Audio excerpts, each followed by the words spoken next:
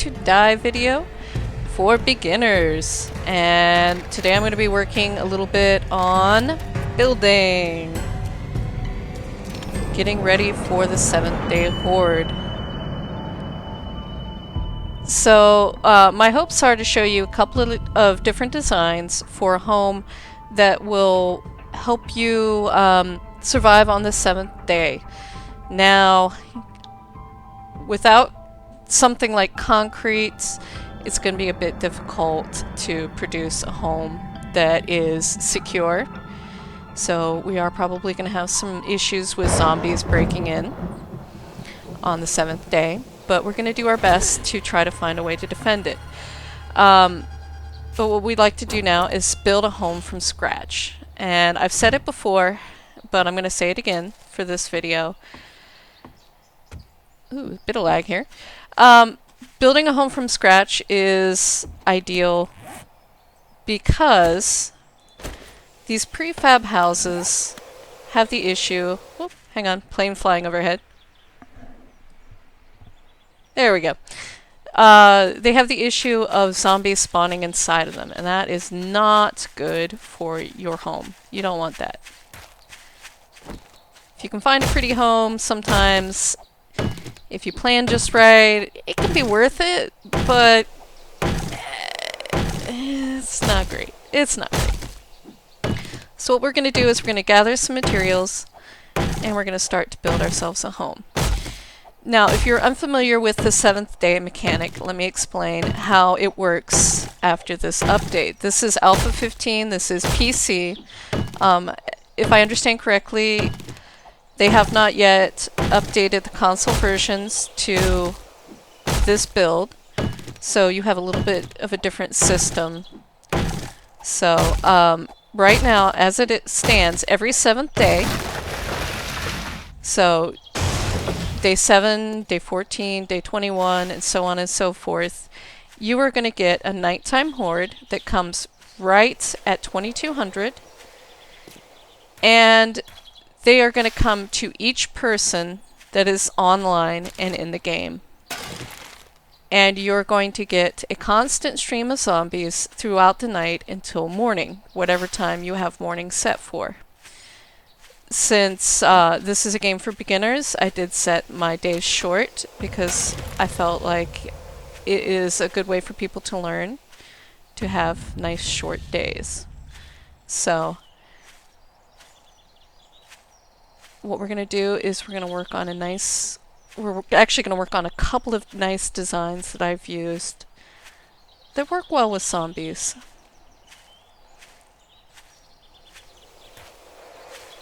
So what I'm doing now is just chopping down some trees, getting some wood. And we're going to build a couple little things here in this general area, since I've already planted a farm. And I do have a forge and a home nearby.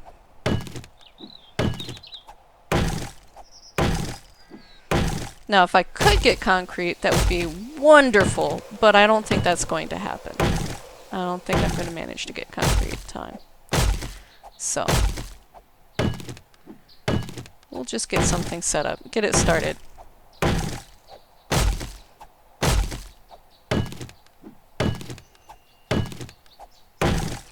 Also, I don't think I mentioned that the mechanics too for what kind of a horde you get are determined based on your level, based on how recently you've died, and based on your proximity to other players. So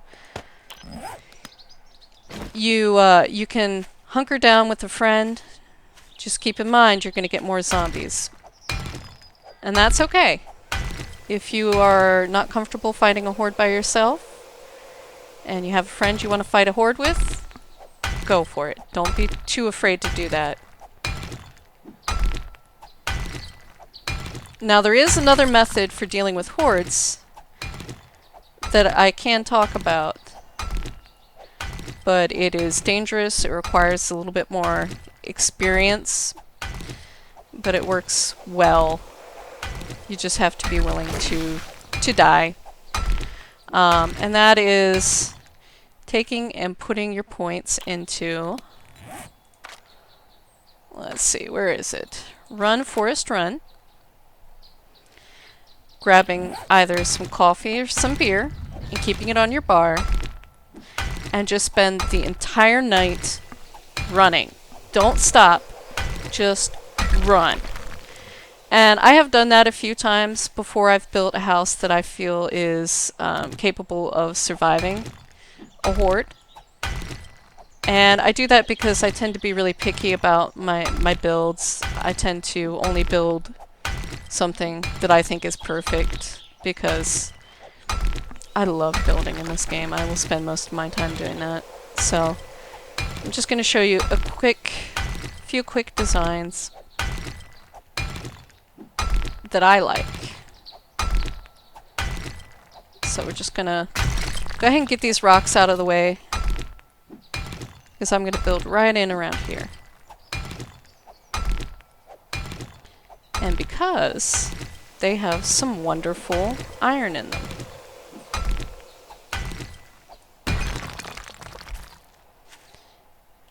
And we're going to talk about an advanced mechanic in the game that a lot of people aren't aware of.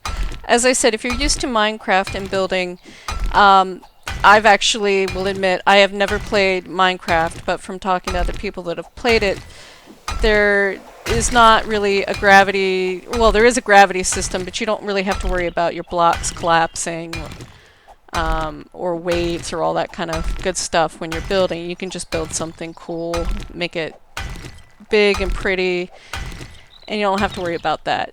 With this, you most definitely do have to worry about it. So what we're going to do is I'm going to show you a little bit about talk about the load system, the load mass system that's in this game. And we will show you how you can determine how far out you can build. So let's go ahead and scrap this and make some frames. So I'm going to go ahead and make some wood frames. Wood is in here somewhere. Let me favorite this. And I'm going to make about 50 wood frames. And actually, while that's crafting, I'm going to go back into my little house and I'm going to dump off some of my junk to make more room in my inventory. Those tires can go away. If you beat on tires, you sometimes get one in your inventory. There we go, we got one. And you can save them for mini bikes, or if you have lots of spares or they're crappy quality, you can sell them to the trader for quite a bit of money. So that's good too. So let's get some of this stuff dropped off. If you can't tell from that sound, I live in a city. Lots of noise, lots of noise. I apologize for that. So let's see. I'm going to drop my hoe off for now. Scrap these.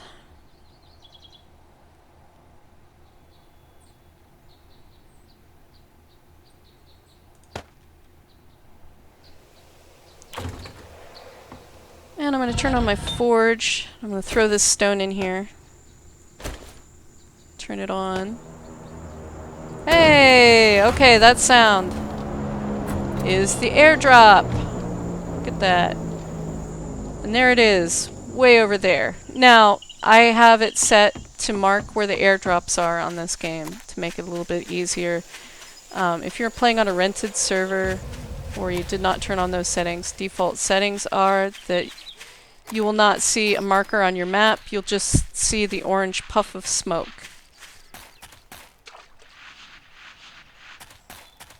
But you're going to want to head to those and grab them if you can.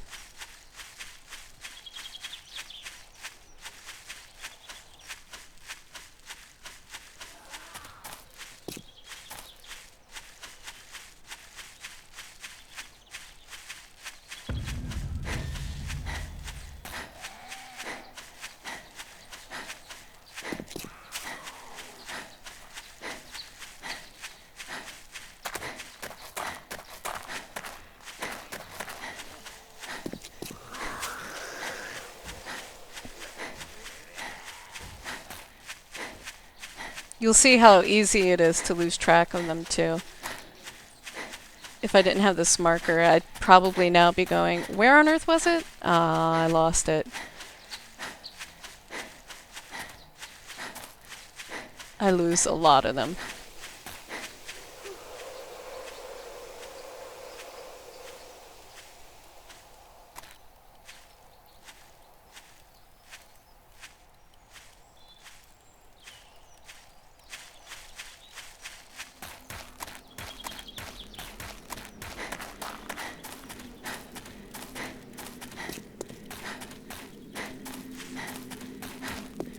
So this is worth stopping for. This is some coal. Just gonna grab a little bit of it, because we'll need that for gunpowder later on.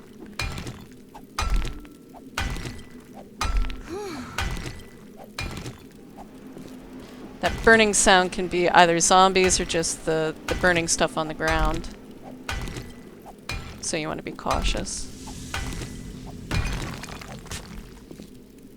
Using just sound as a judge is not always the best way to do that out here.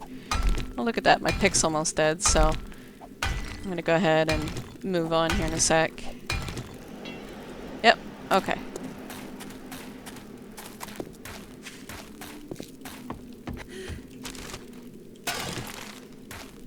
It's very hot here in the burn zone, so...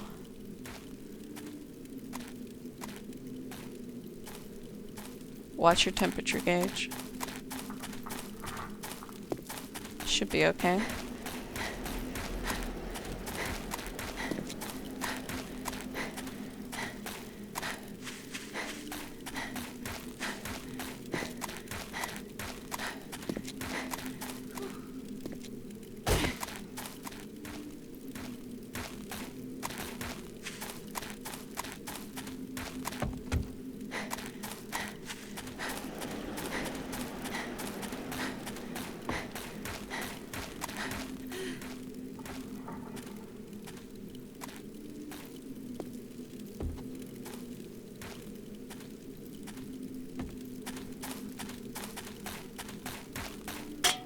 Man, this landed a lot further away than I thought it did.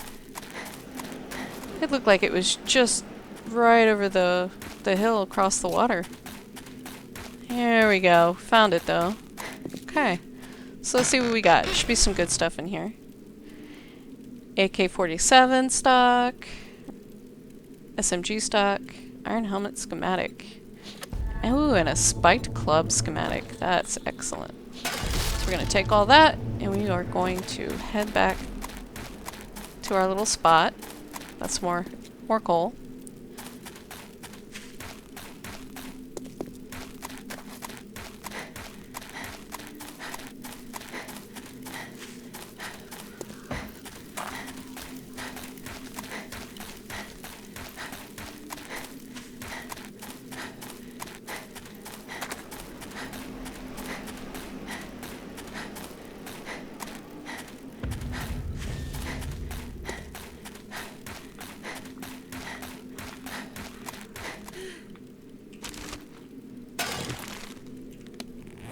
I'm going to put my stone axe back on my bar because I realized I dropped all my stone off, didn't save any for arrows.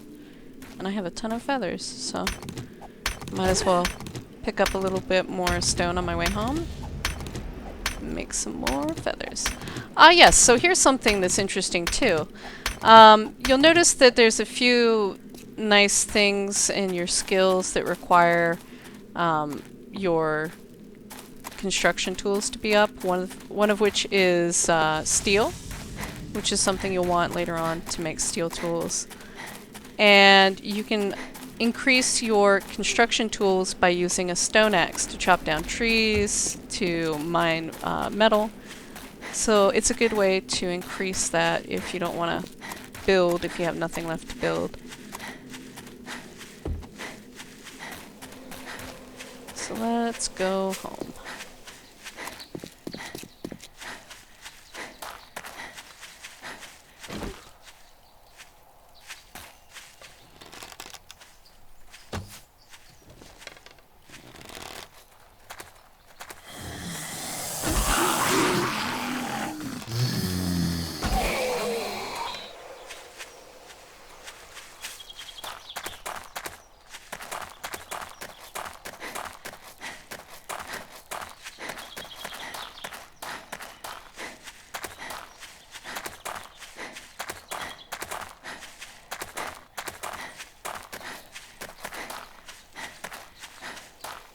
Not too far from home.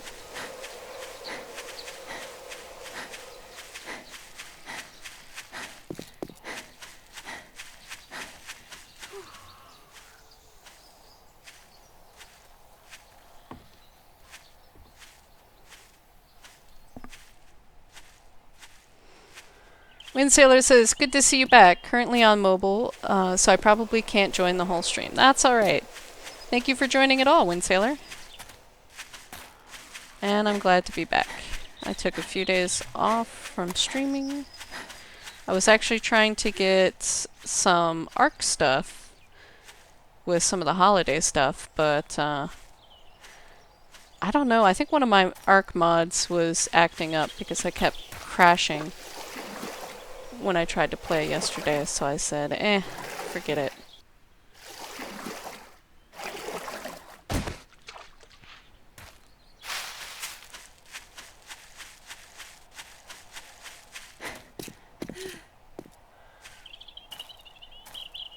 So here's our cute little garden. Alright, and we're gonna go back over here. Actually, I'm gonna come into the house and make myself another pickaxe. I'm gonna take my old pickaxe. At this point, if I repair it, I'm gonna lose a lot of durability. So something I've found that works pretty well is to just put it into your forge and smelt it down. You'll get about half the resources you spent out of it, but it's worth it. Just make a new one.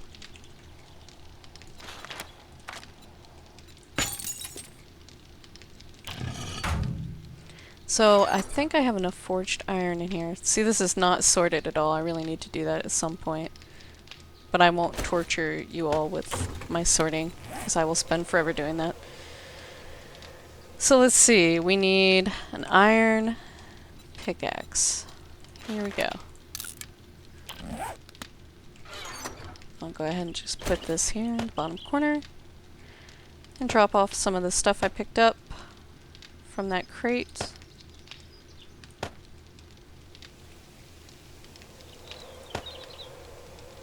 Okay. So, now we're going to talk about stability a little bit with building. So, if we look at this here, we see that the wood frames have something called a mass and a load mass. Or excuse me, a max load. So, the max load is how much a wood frame can hold up. And the mass is how much one wood frame weighs. So, when we lay down our wood frame,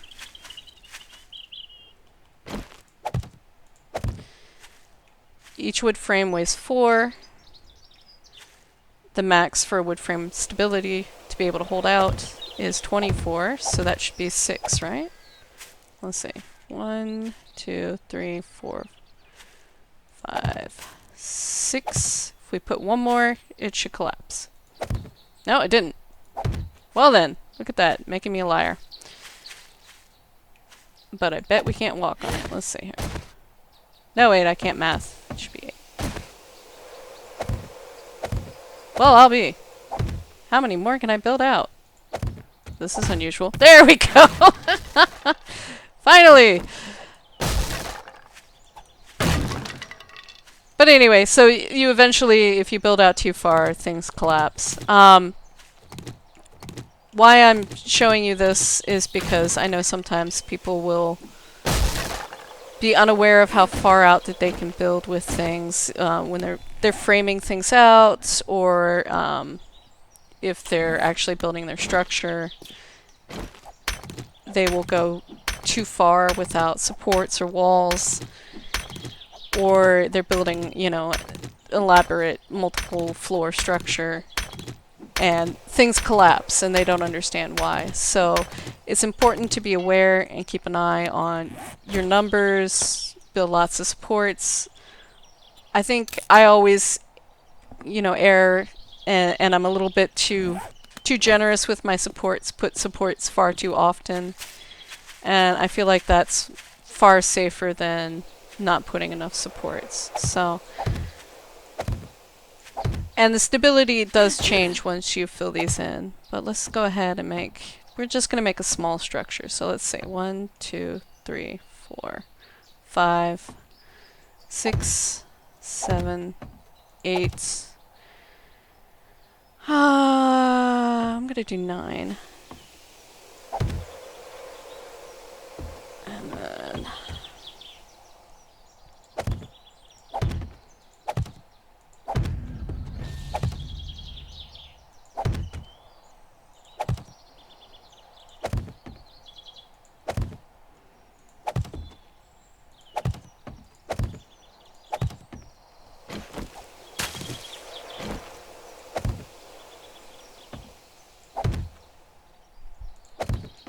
there we go. Nope. One too few. I stopped counting. But anyway, why I'm pointing this out is because there's websites out there where you can find what the support of each different type of building material is. The easiest, strongest material you can use is going to be wood with 1 level of metal reinforcement. And this is simply for max load, excuse me, for max load. Not strongest as in zombies can't break it down, simply strongest for max load. So if I'm building an underground structure and I don't want to worry about things collapsing on me, I tend to make my floors 1 reinforced level of wood. You can also use scrap metal. You can go straight to scrap metal. That is 320 max load. Now steel also has the same max load, but that's the upgrade of concrete. Concrete is a bit more difficult to make. And steel is also quite an expensive resource to make. Or excuse me, it's the upgrade of reinforced concrete. So, and then obviously reinforced steel or stainless steel also has that same max load of 320. That is the highest in the game of anything. Concrete, reinforced concrete is 110, I want to say, and regular concrete is 90? I'm pulling these numbers off the top of my head. I've looked it up before, but I'm not 100% sure. As I said, there's some wonderful websites that will tell you. You can test things out too. A lot of times what I do is, you saw that when I was loading in, I had a game named High. And that's my game that I have creative mode on. I have cheats on, so I can hit the U button, and I can pull up all the blocks that are in the game. And I can test things out, I can look at the max loads on all the blocks, and then if that isn't making sense in my head, I just place, like I did earlier when I was showing you with the frames, place them up, and see how far out I can go there, from there. Let's see, wood frames. Let's make 100. It's gonna take a while. That's okay.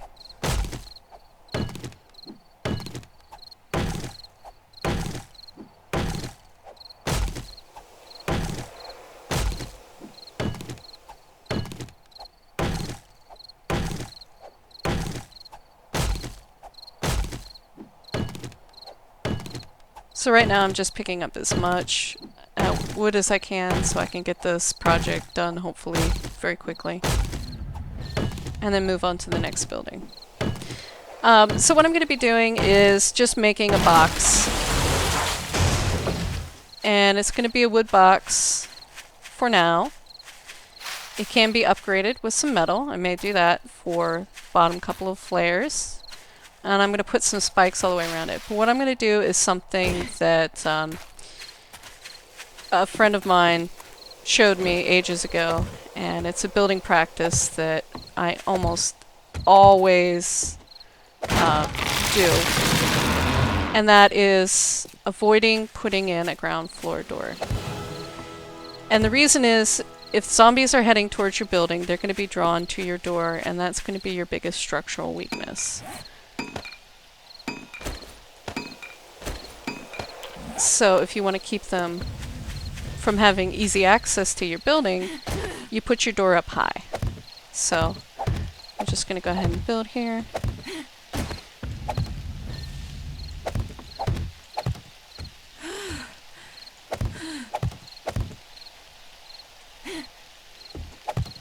I like to frame it out first, and then start filling in.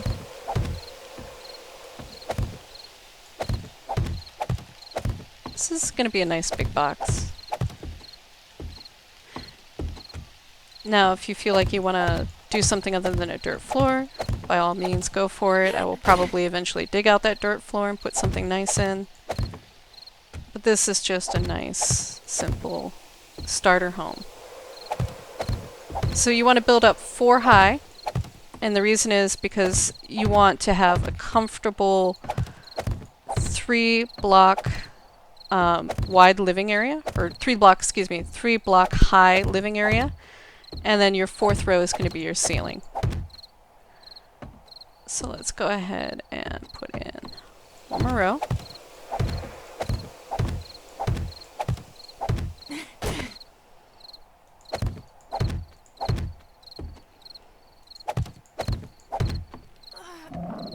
And I'm hungry.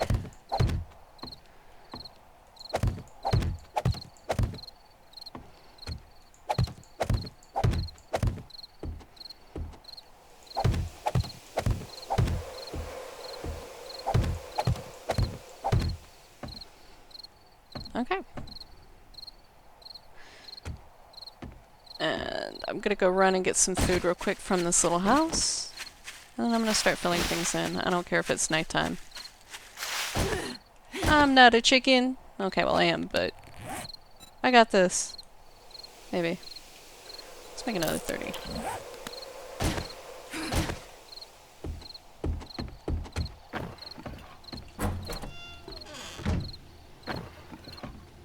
No, I can't remember where I left my food. Is it in here? No, it's still on the fire. Alright. So, let's grab a bite to eat.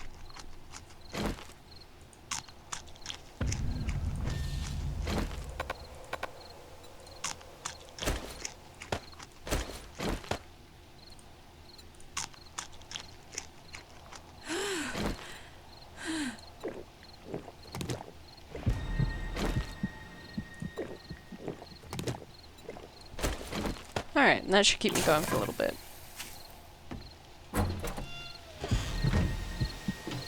Ouch. Oh, I'm bleeding. Dang it. Okay, I stopped. That bleed used to be a lot worse. So this is going to be a little bit rough. Actually, you know what? I have candles. I have tallow.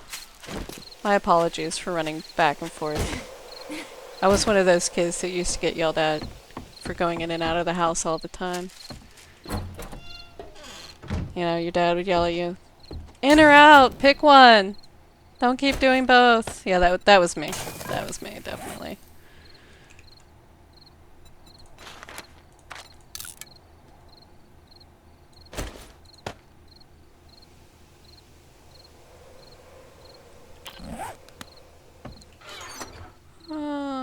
No, I just have this candle on the wall. So let's see. That's going to take a minute. So let's just go out with the flashlight for now.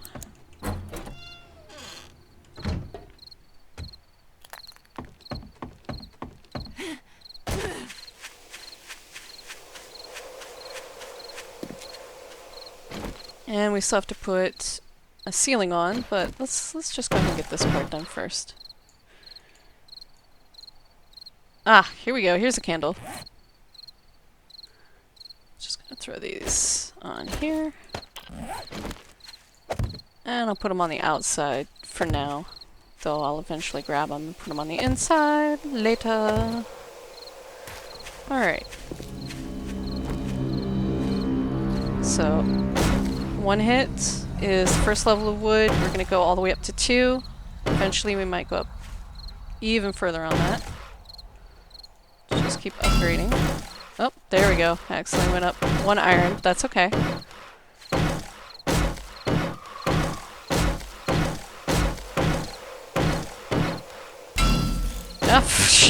Well, that's alright. That's alright.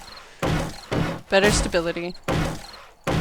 Or, excuse me, better hit points. Keep the zombies out.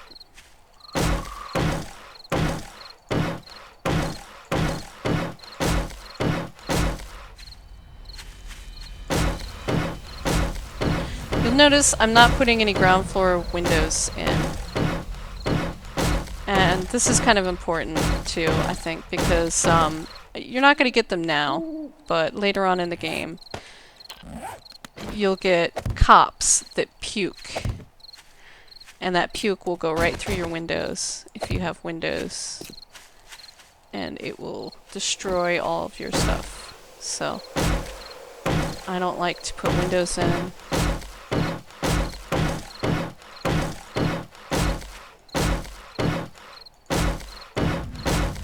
At least not on the bottom floor. Unless I'm setting up a kill room. Which I'm not. So let's go ahead and get this finished.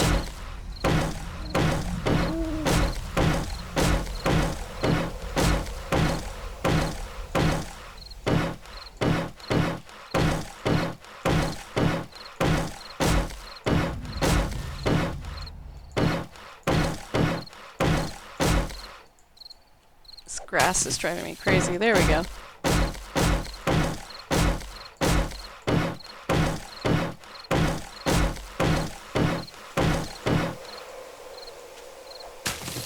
Stupid grass.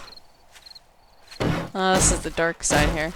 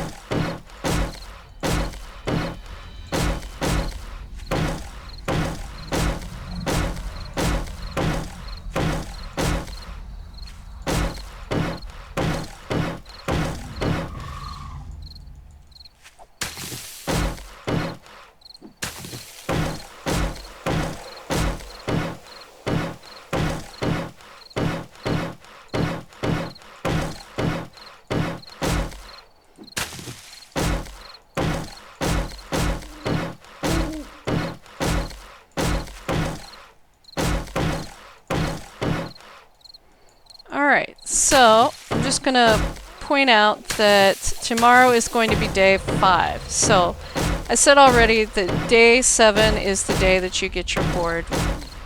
The evening of day 7, right at 2200, right as it becomes day 8, or well, right before it becomes day 8, you get a horde.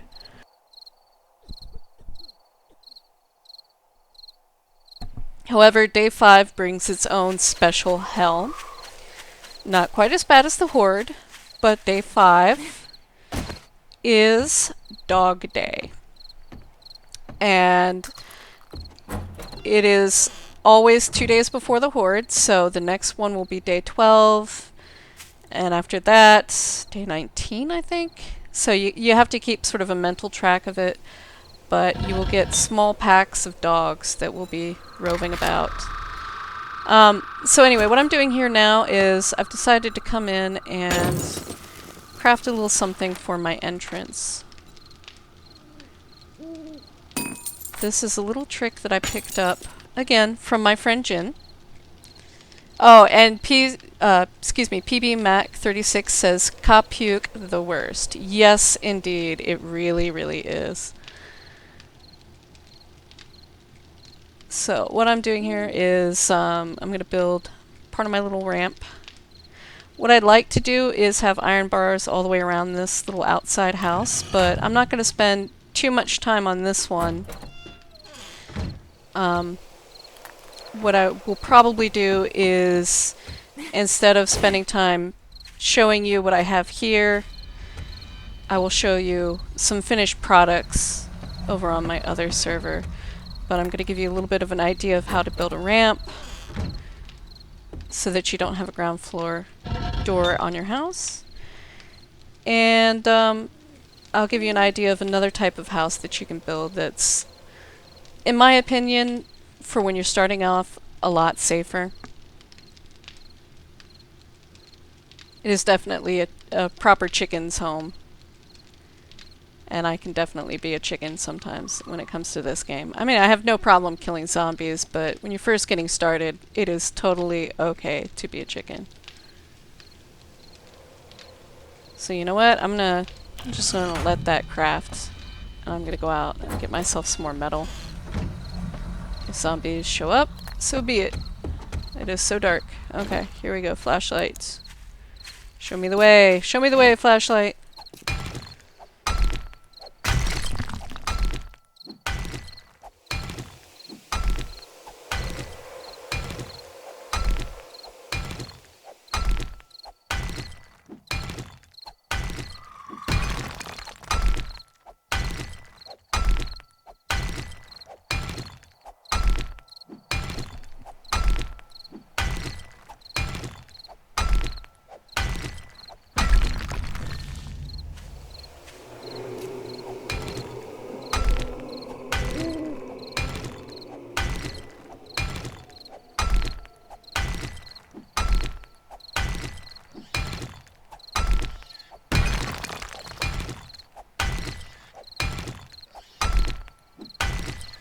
Something is killing a pig. Oh, my spikes! Free meat! Where'd that pig go? Where'd it go?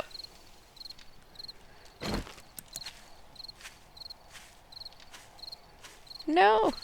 I can't find the pig.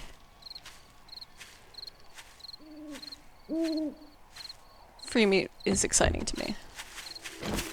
Okay, well, let me go back to destroying this rock if I can find it. There it is. I know this is dark, I apologize. I just don't have a mining helmet yet, so.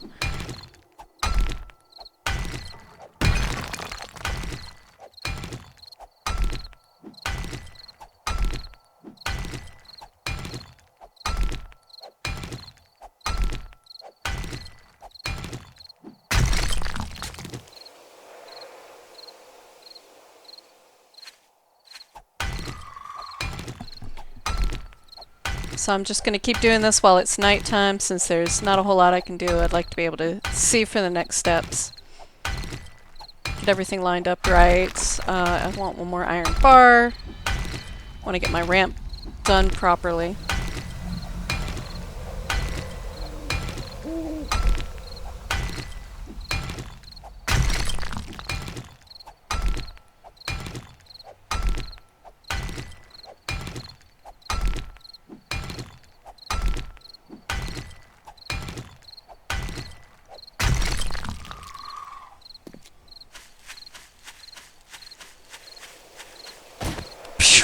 There we go. Alright. So let's come on in, and I'm going to throw this on the forge and get some more metal smelted. There we go.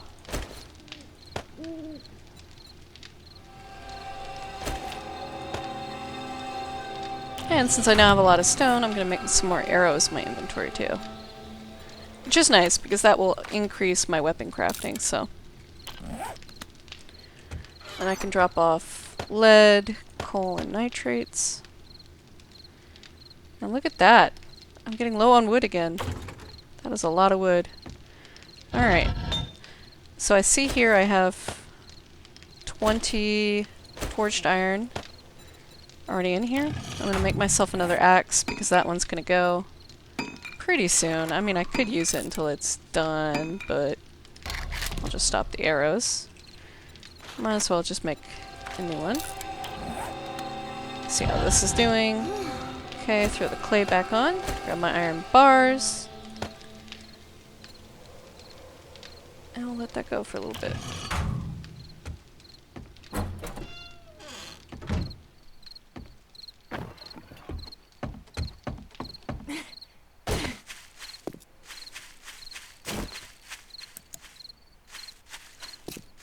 Okay.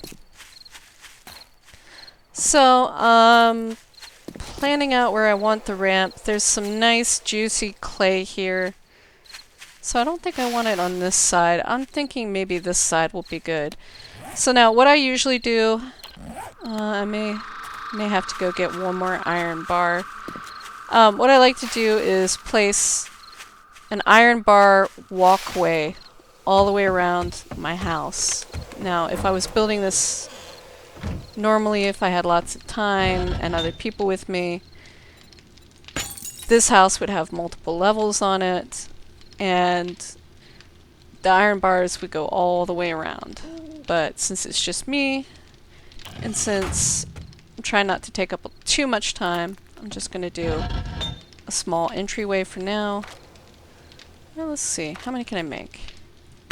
Let's do this. Let's make it a little bit wider. Oh no! Let's put a bit more wood on there. I'm risking screamers here, but that's okay. It's worth the risk.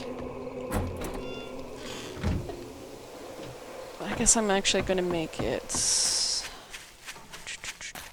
We'll make it too wide. So, I'm going to have iron bars come out too wide. So, 1, 2. That's going to be where how far out the iron bars come. I'm going to have a gap of 2 from the iron bars. And then I'm going to have another 2 that's going to come off of my ramp. And then I'm going to have my ramp. So, just sort of helping myself measure it out here. So, let's see. And that can actually be right about there. Okay.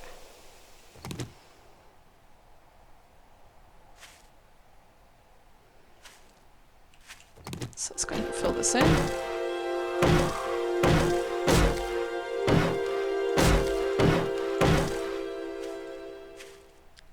This is going to be, let's see. Is that okay? Yeah, okay. So I'm gonna go ahead and choose, I'm really liking the new stairs that they added. So I'm gonna be using these wood railing stairs. And I'm going to be using some of their catwalks.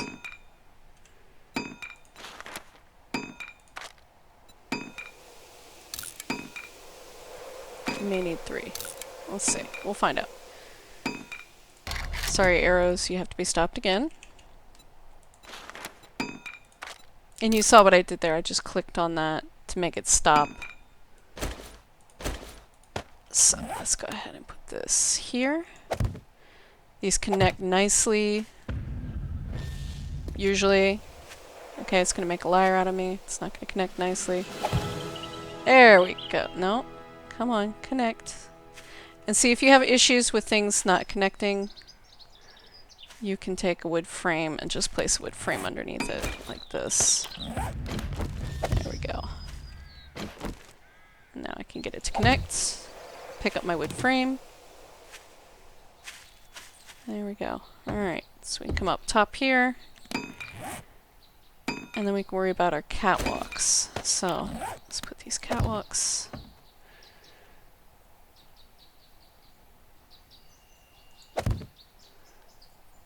It seems really high. It is really high. That's okay. And now, let's see, make sure I've got everything lined up right. I'm upgrading because it doesn't like to stick to just plain old wood. It likes to stick to the reinforced wood. I'm rotating with the left mouse button till I get it lying the right direction. No, that wasn't it. I have to start all over again. One is slightly higher than the other. There we go. There we are. So I can come, run, and jump. Boop. Land right here. And I want, ultimately, a few more on these sides. So I'm going to put a few more out. It'd be nice if I can have them all the way around, but I don't have anywhere near that kind of iron just yet, so. Alright, so before I start putting on my roof, I'm going to go out and grab myself some more wood, because we're out of that again. And we're going to start building a roof.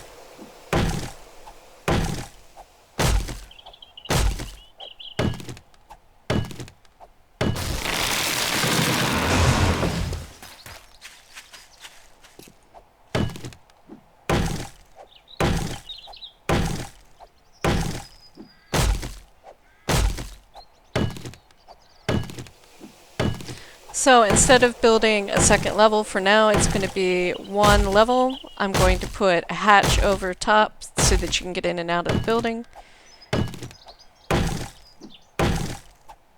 And you should be able to shoot zombies that are down below. We're going to put spikes all the way around the outside too, so that we have a bit of security. In our super duper quickly made home. And I'm going to replant some trees as I walk along.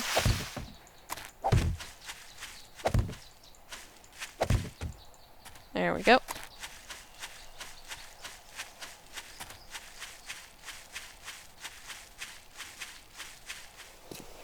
I'm going to go check on those iron bars and see if they're done. Hey, are you the pig that was dying on my spikes earlier? Let's find out. Should have crouched before I shot him, but that's okay. There we go. You can die now, pig. Ah, there we go. Dead pig. Thank you for your sweet, sweet meat.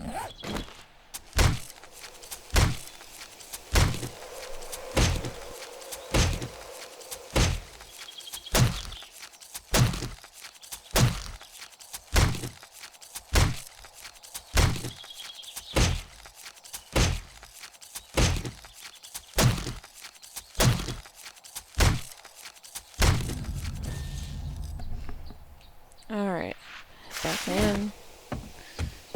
See if I can make one more iron bar.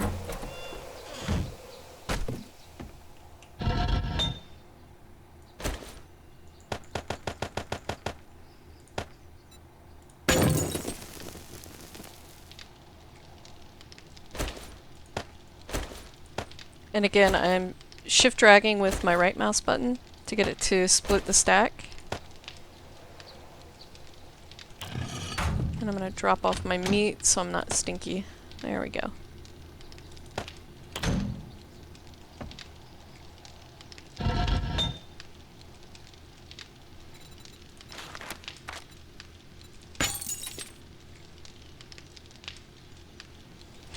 And if you find that you have like enough clay in your forge and you really want to get your iron in there faster, you can put iron into both spots and it will input into your forge much faster for you to be able to use it. So That is definitely a trick that if you aren't aware of, you can do.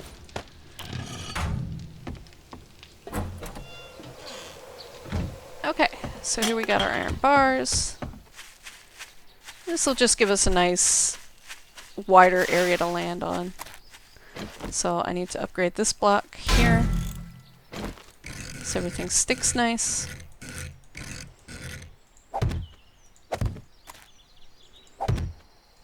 And there we go. Okay, so now we're going to come back up here and start working on our ceiling.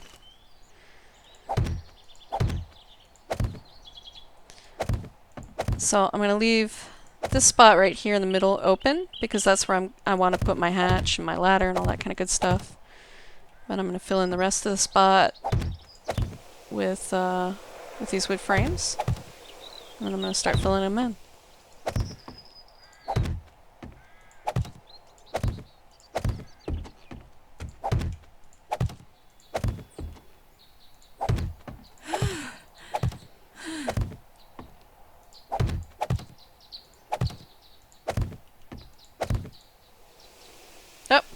Oh, did not have enough wood frames. Okay. Wood frames. There we go. Let's go with about, I'm going to say 20 more? That's a guess. I have no idea.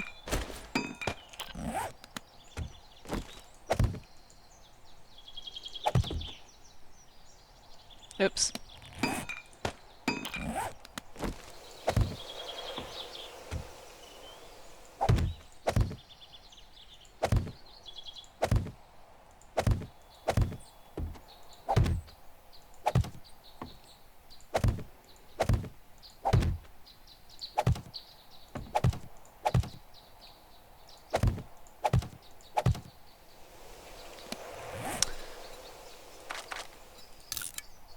Just a few short. Alright, let's get these filled in.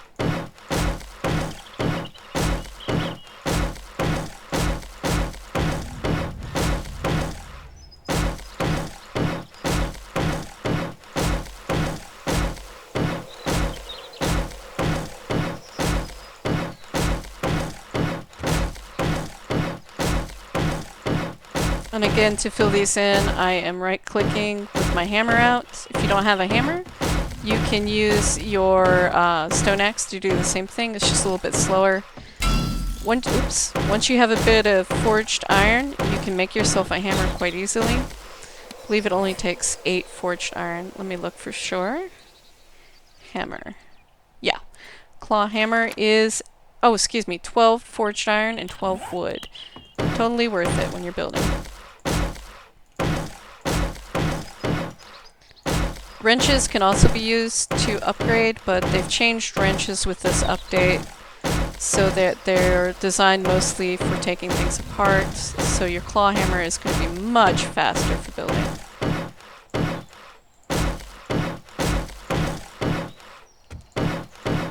Alright. So we aren't going to put our hatch in yet because the hatch needs to be sitting on top of our ladders. So we're going to go ahead and make ourselves 4 ladders.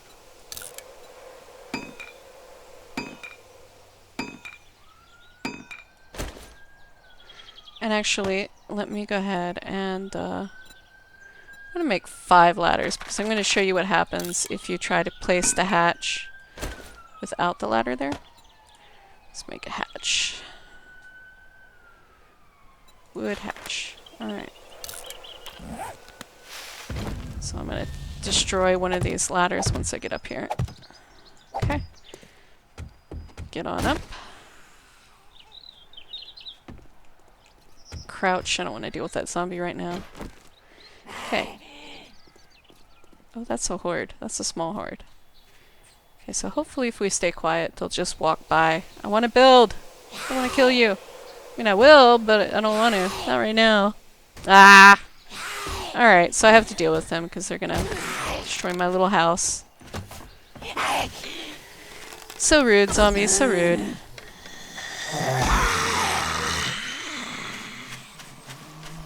Come on, this way. I haven't bothered to put down spikes yet.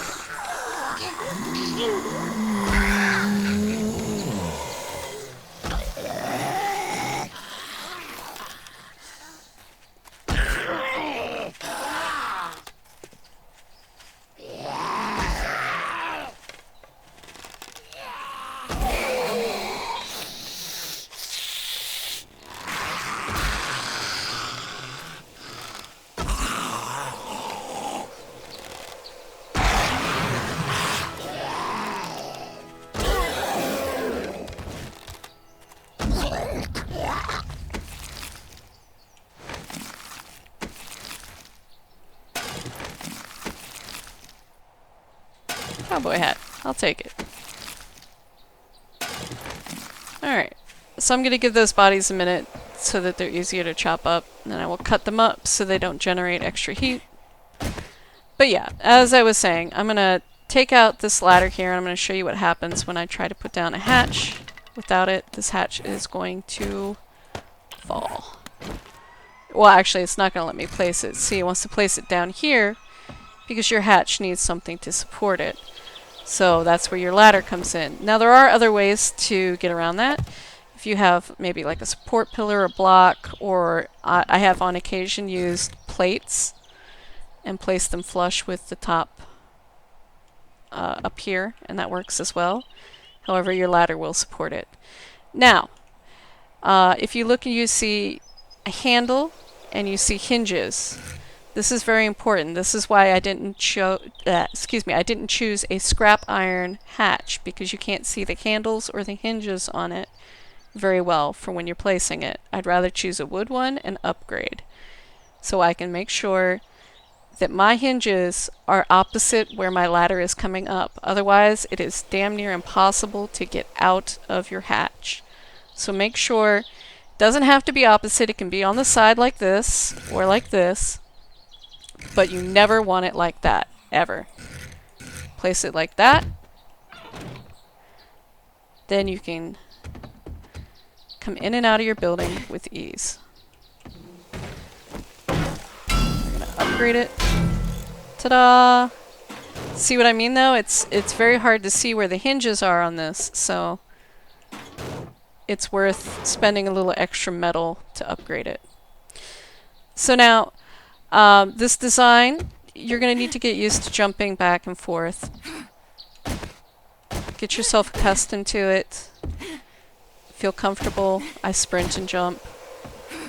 My sprint button is Alt, so I just kind of slide my hand over to my jump button at the right time. But if you use Shift, you're fine too. Because you're going to have some spikes. They're going to be down under your iron bars. But if you're not careful, you can end up in your own spikes and hurt yourself pretty bad. So get accustomed to this jump. And then get ready for some spike placement.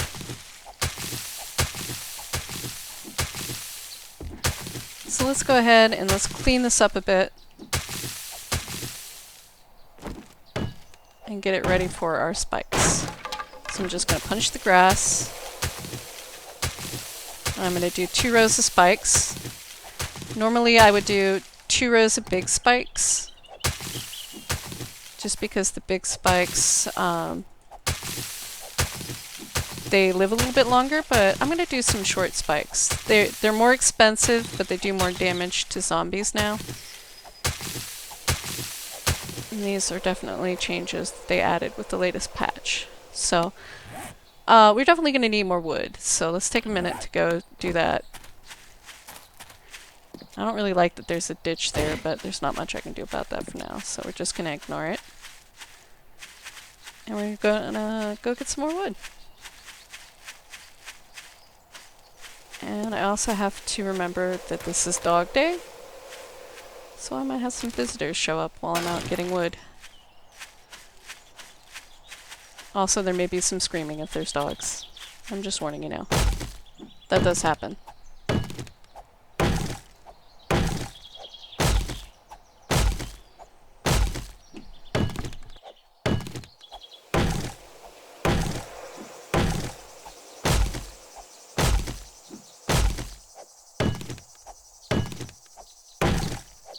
I see that deer. He's tempting me. He's like, you don't want to stay on task. You want to chase after me as I frolic. Meat is always good. Come be distracted from your task.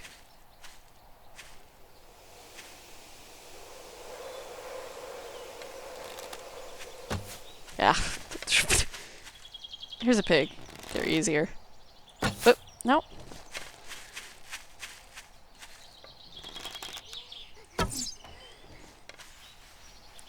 Yeah, zombie. Oh.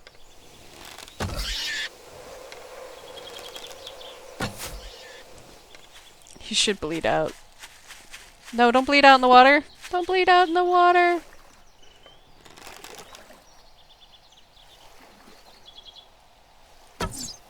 Ugh. There we go. Alright. Not so horrible. I got this. So this bone shiv's looking kind of crappy. I'm gonna go ahead and make myself a new one. And kill that zombie. Wait, where'd she go? Ah, there she is. Hi, honey. Would you like an arrow to the face? Have an arrow.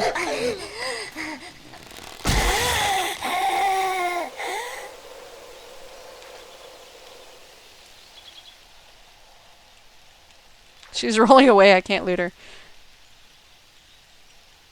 You know what? Forget it. I'm not gonna loot you.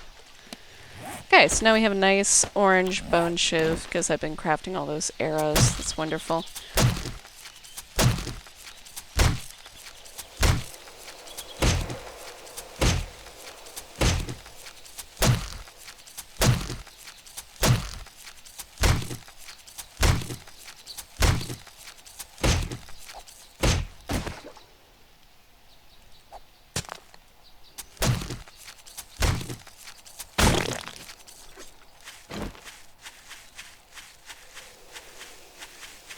And since I'm on this side of the water, I might as well just go ahead and chop down trees over here.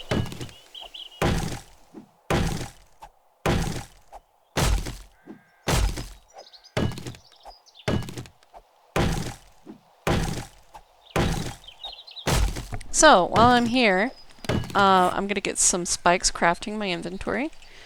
I'm guessing, let's see, it was 9 by 9 all the way around. There's math there. I'm not going to do the math. I'm just going to craft 30 spikes and hope that's enough. And then I'll make, like, I don't know, 40.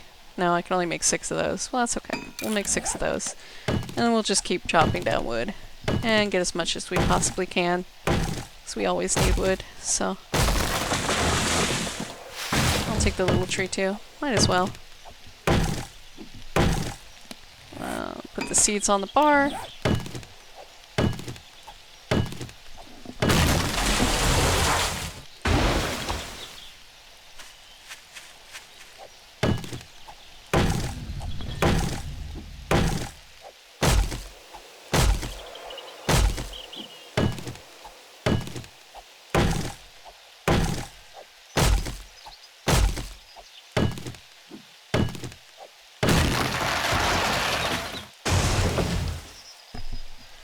Okay, so I'm going to move back across the river and a little bit closer to home. I know this guy's going to smell me because I still have my meat on me, but that's okay. I'll just take care of him. Boop. Oh. There we go.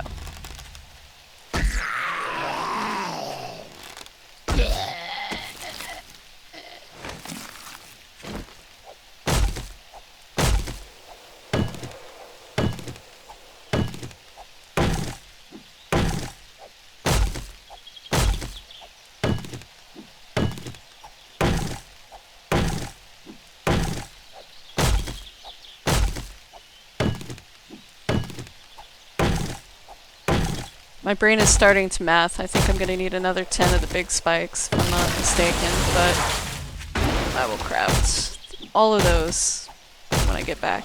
Find out for sure. Might as well not waste wood.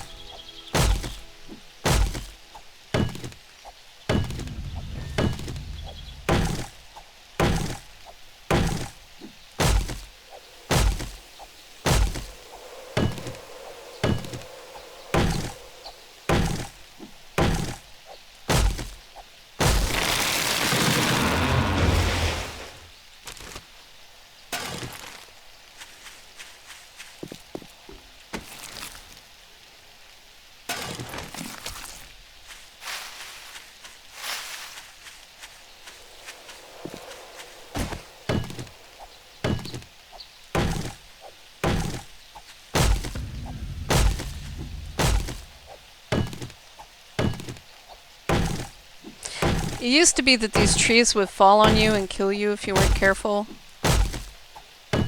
but I believe they've changed that. I have not had one fall on me in this alpha at all and kill me. So I'm being a lot more reckless than I used to be. So I'm hoping that's a change. I don't think I had one kill me in 14. At least the last patch in 14. I don't know if that's something they removed or not. That was definitely a concern in the past, but it doesn't really seem to be anymore. Oops. And here's... Oh, I already looted that. Okay.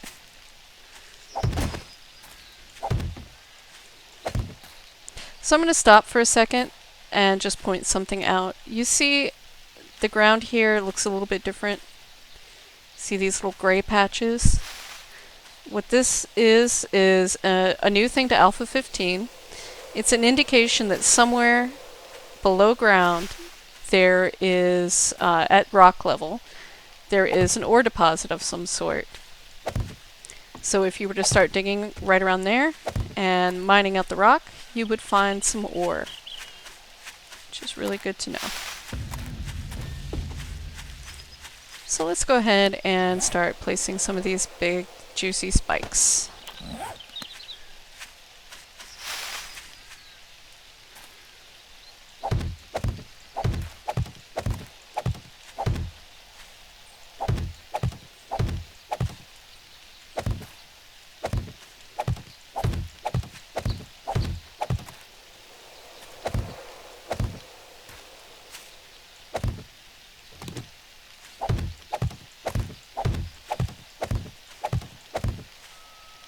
Wow, I really underestimated on how many big spikes I'd need. Okay, so let's make another 30. And we are going to need a ton of wood. So, while I'm waiting on that, I'm going to start upgrading these spikes. At least one upgrade of wood. I haven't decided which I'd rather do, upgrade the spikes or upgrade the house with the metal that I have in my inventory. Don't have much, but it needs desperately to be done. Actually, I don't think I'll need 30. Let's go ahead and make another 12 for now and see how that does. That'll be 20 total.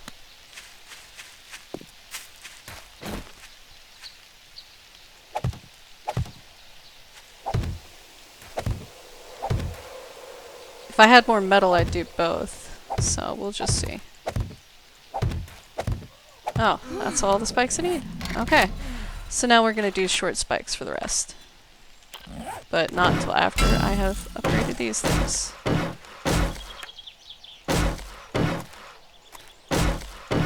Oh, yes. And I still have meat on me, and I need to go home and eat and cook some more of this meat. Uh-oh, SpaghettiOs! That is a screamer, ladies and gentlemen, and she just screamed and called in more zombies on me. I generated too much heat and noise. Alright. Hello.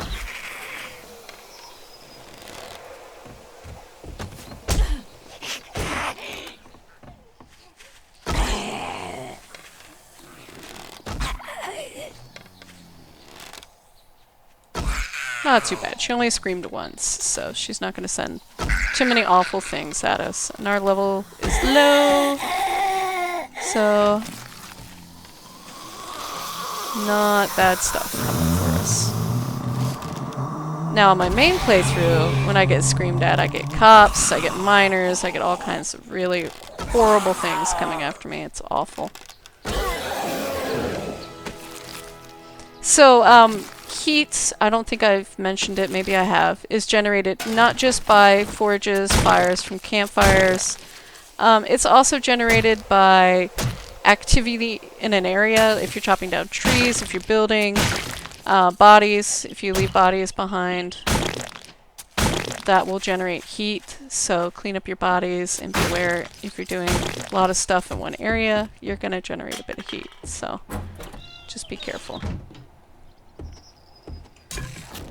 I'm actually going to grab the eggs out of my inventory storage box. Here we go.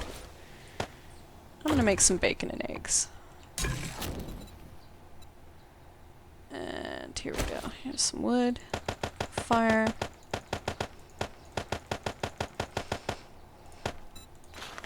Bacon and eggs. Let's cancel the tallow for now.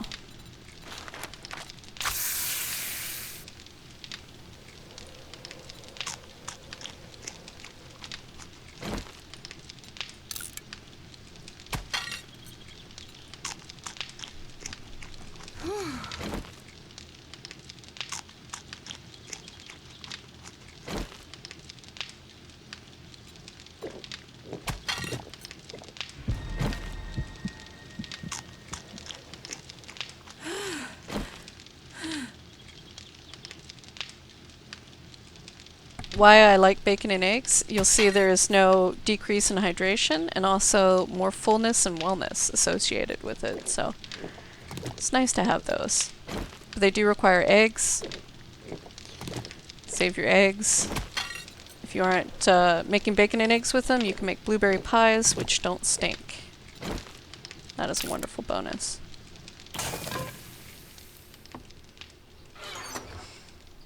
So I'm going to put that one spike back. I'll wear this cowboy hat. Oh, no, I had a football helmet on. Alright, I'm going to keep that. And I'm going to drop off my crap.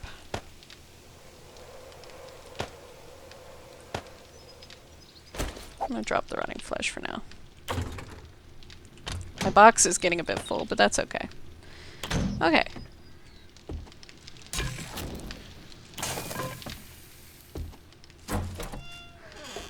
So, I'm gonna just go ahead and turn this off.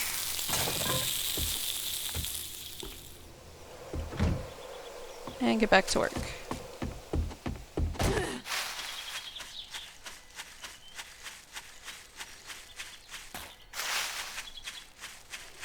House is looking okay. I don't think the screamer did too much to us. Alright, so it looks like I'm going to end up needing tons more wood for these spikes, but we're going to get a few dropped. Hold on. Stop, dropped, and rolled. And chop down some more trees. This axe isn't doing very well. Oh, my bow neither. I'll stop this. Scrap. Bow. Craft a new bow.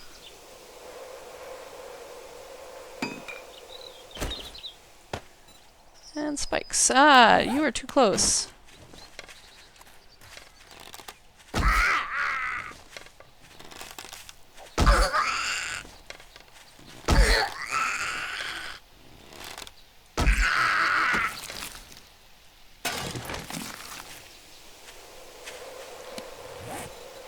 Alright, spikes.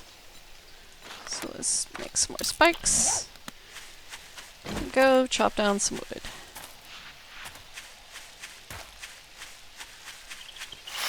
I may need to take another minute to get some more iron. I think we're pretty low on it, and we're going to need a new axe very soon.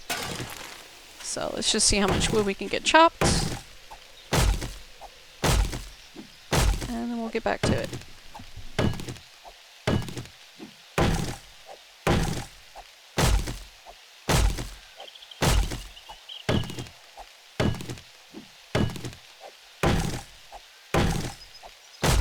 So while I'm doing this, I would like to explain why I like the iron bars, the walkway all the way around.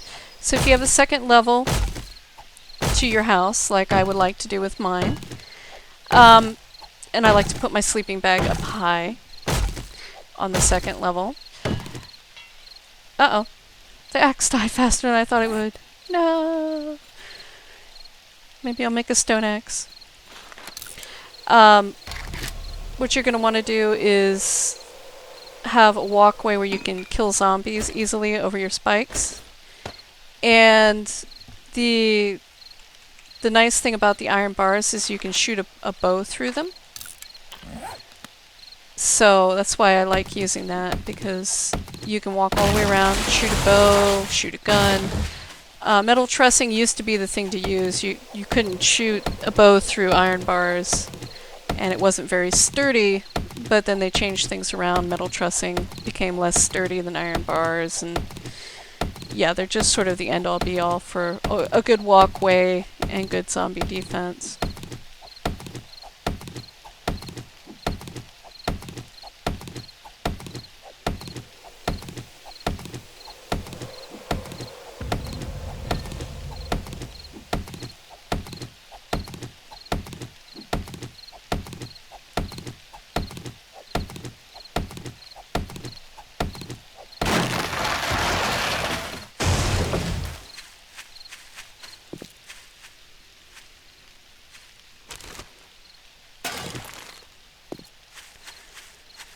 So, I guess I'm gonna go ahead and just finish chopping trees down with this stone axe. It's slower, but it's doable. And when I get back home, hopefully I'll be coming home with some iron too, and we'll get a new fire axe done, and hopefully get some extra iron so I can start reinforcing things too.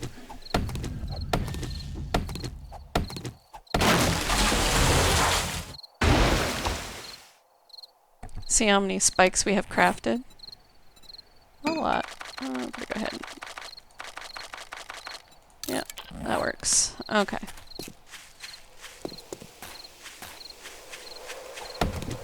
Back to my tree chopping. Tree.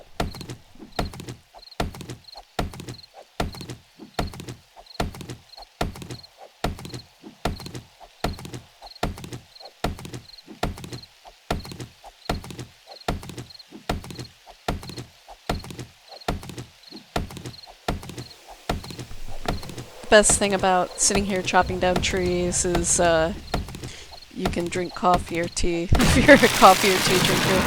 Just sit here and sip your cup of coffee. It's wonderful. Take a few moments. Enjoy the break from the madness.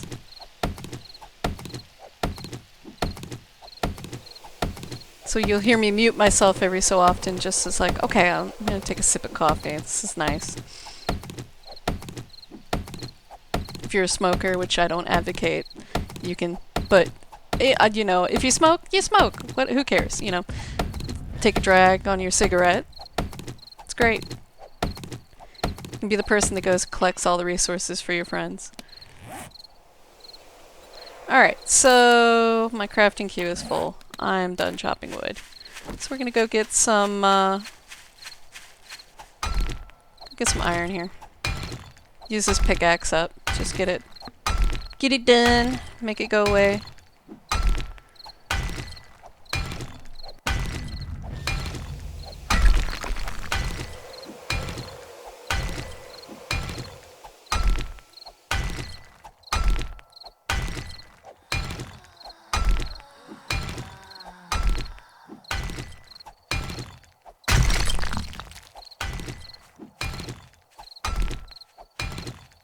We have guests! Hello, hello! Are you here for an arrow to the face? You are. Okay. Sorry, I talked to the zombies. It happens. Alright. Are you coming to see me? No, you're just gonna meander that way? You're coming to see me, though. You also get an arrow.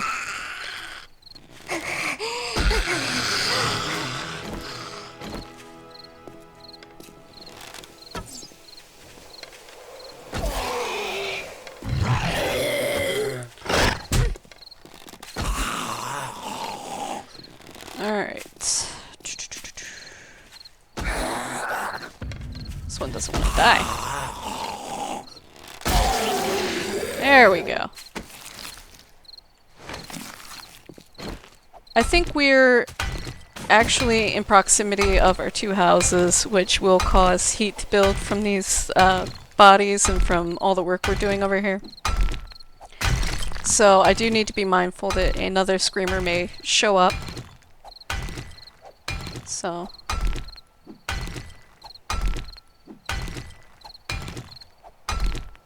But as you saw, it wasn't too bad. Your problems are going to come if those screamers keep screaming. Hello, Stephen Baker. Stephen Baker says hello.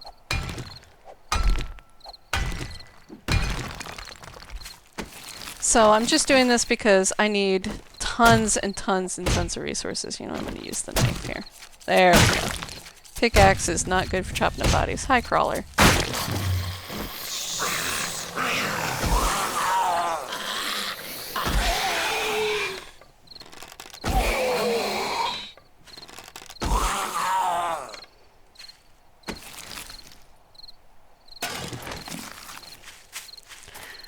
Alright, and we're going to go ahead and head home. It's starting to get to be nighttime, and I don't want to be too far from my defenses at the moment. It's not too bad. No, it's really dark out here. There's a body I didn't clean up properly.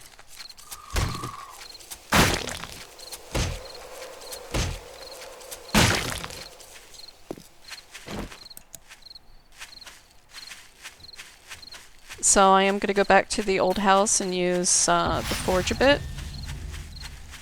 Get myself some new tools.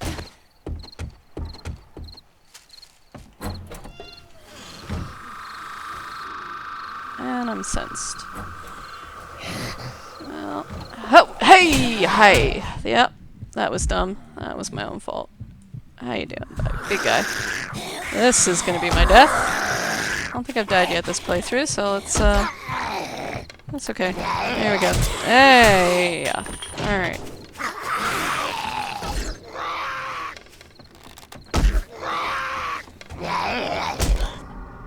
Yeah, this is not good.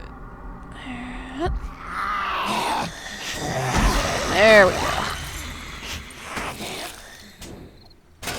Okay, yeah. I hear you outside. So, let me see if I have any other bandages. I do. Use that. Let's see if I can manage to take care of this problem without dying. I don't know if this is broken or not. We'll find out. It is broken. It's... Yep. Well, that's okay. No big deal.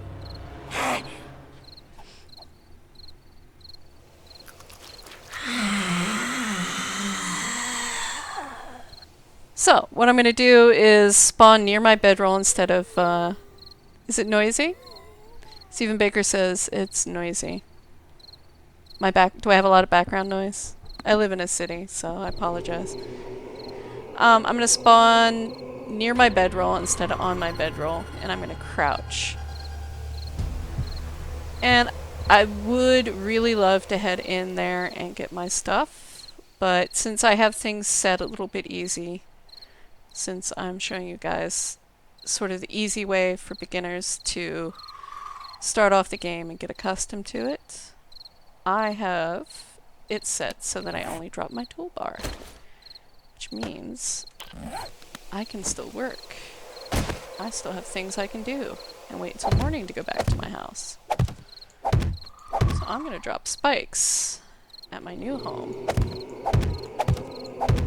and just stay crouched and hope nothing hears me. And in the morning I'll head home and I'll see if I can take care of that little problem. I'm not too concerned, really. Maybe I should be, but I'm not. I'm not really that worried about it.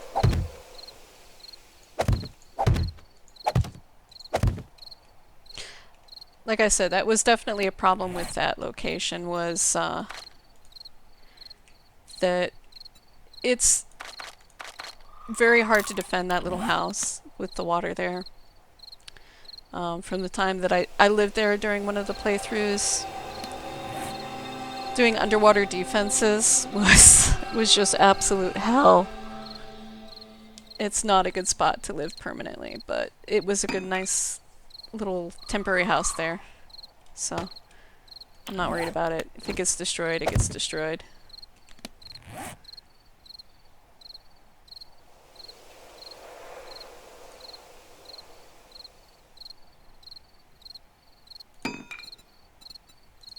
Scrap that. These wood spikes are taking forever to craft, too. I swear they did not used to take this long.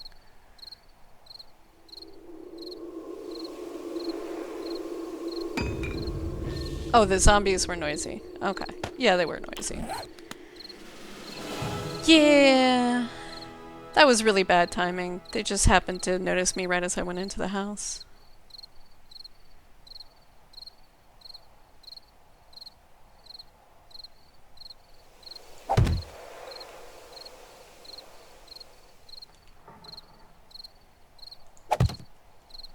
Okay.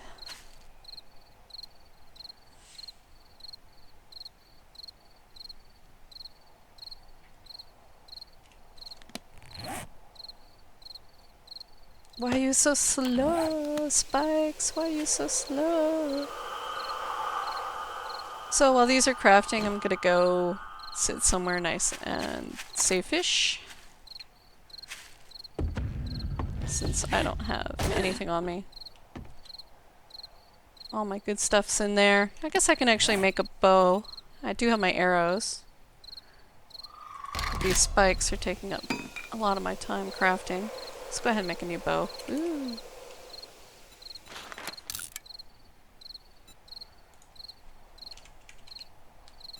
I don't remember how many I was crafting.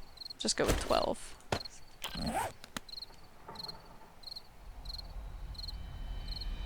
Like I said, I usually do skip the short spikes and do 2 rows of the big spikes.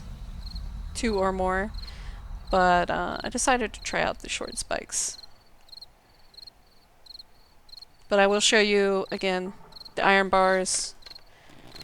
If you do a walkway all the way around, boop, you can shoot right through. It's beautiful. Now, some people do a spike pit. I've done spike pits before. I do intend to, like I said, switch over to my main game at some point and show you some of the things I've done. And you will see the mother of all spike pits over there. Because I have the mother of all spike pits. But this is just a quick and easy build to get ready for the 7th day. So we do have our little house here. I haven't moved anything over yet. Because I wanted to show you actually another pretty easy, pretty safe build style for you to build your home. And I haven't decided. I may actually switch over to my other server to show you that one too. Show you just sort of the finished idea because we're running out of time here. I kind of want to go over and just clear these zombies out. This might end in my death, but we'll find out. They might have left. They did. Okay. Backpack. Hello, backpack. Alright, so I've got 5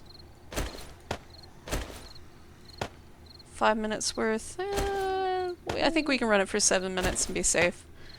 So let's turn this on. I'm going to throw in some more raw iron. Tempted to throw in all my raw iron. But I do want some for upgrades, so... Drop off more crap. Oh. Dropbox, why are you so full?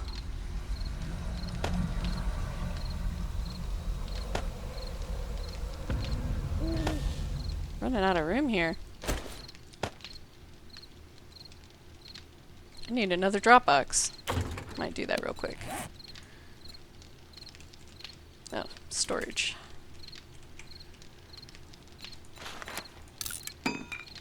Oh, stupid spikes. You're gonna take forever.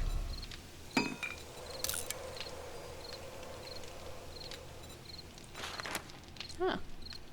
Let's make another 4.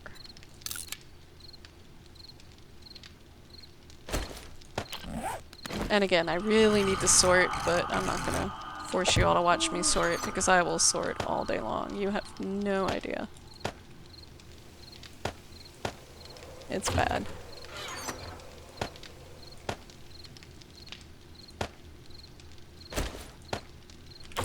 Alright, so I'm going to take this broken axe and I'm going to throw it onto the forge for a second. There we go. I'm going to grab some more forged iron.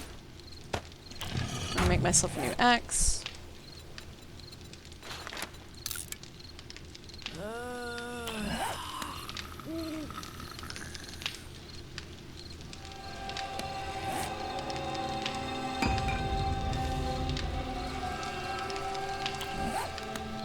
And we're going to get back to work very, very soon.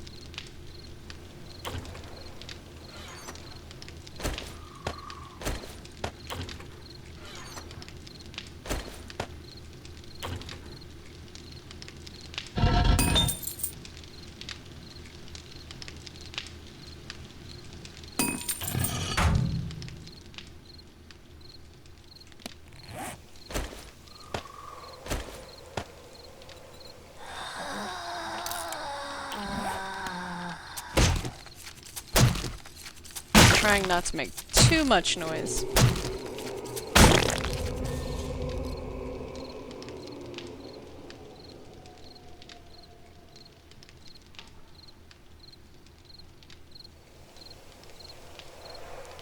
Steve Baker says, in my good world, I'm at day 115. In our world, we were at day 164. I think I was actually streaming the day it happened.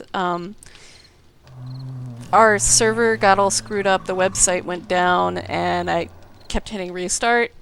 And when it did restart, it went back to like day 1. So I think we're on day 15. But really and truly, it's like day 70 something. We still get the zombies like it was day 70 something, which is good, but I think our loot tables are all screwed up. But I have a few people to play over there. Yeah, I'm sensed, but that's okay. I'm tired of waiting. Come here! Come get me! Come get me! It's under the dock.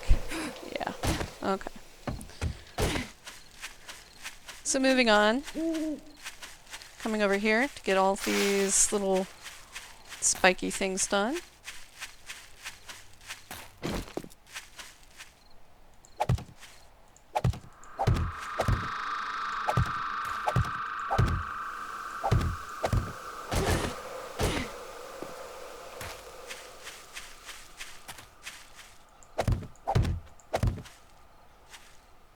There we go.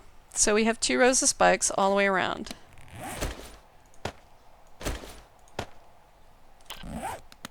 And now I'm going to take the scrap iron I have. I'm going to go from the inside. I'm going to start upgrading my building a little bit. I do want to do the spikes too, but I think that's going to have to wait. Normally you would probably do the spikes first, but I'm really concerned about this building. I definitely want to replace this floor too, but I'm running out of time here. So, no dogs on dog day. That was a good thing.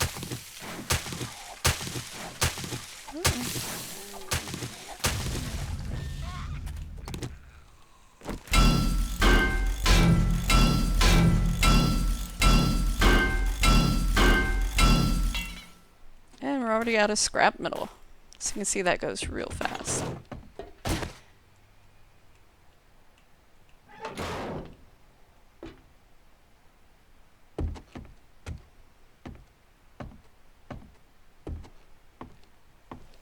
But you can see how it's desirable to have the iron bar walkway all the way around. So I could look out into the spikes and be able to kill things. But for now, it is the way it is, and it's okay. It'll work. But I'm gonna go ahead and grab some more iron and scrap it and upgrade a little bit more. And then I think I'll pop over to my other server and I'm gonna show you a different kind of building. Stephen Baker says, I play on PS4. You know, I've been thinking about buying it on the PlayStation 4 because... Oh, hang on, sorry. Fire trucks. Part of the beauty of living in a city. I've been thinking about buying it on the PS4 because I have a few friends that don't have a gaming PC. And I love this game. I will play the crap out of it and teach them how to play. I don't know how it works though with the server. Do your friends have to be on for you to play with them? There's no dedicated servers over there, is there? Because like what I do is I have a company that I rent a server from, and I pay $10 a month, and there's a password and login for it, and anybody can log in at any time and play whenever they feel like it, and it's always the same game, and no one person has to be on. So it's always up and waiting for someone to jump on. And I'm guessing you guys don't really have that on the PlayStation 4.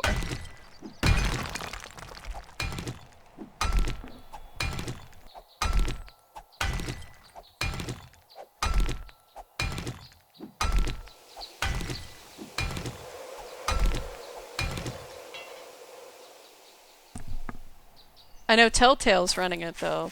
So I mean, do they provide you with dedicated servers?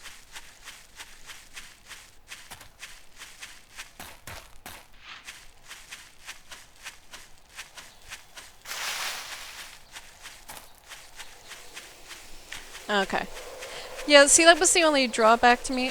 So Stephen Baker says you can play with your friends and solo, but there's no servers. You have to make your own world. Okay. Yeah, that's the only drawback to me.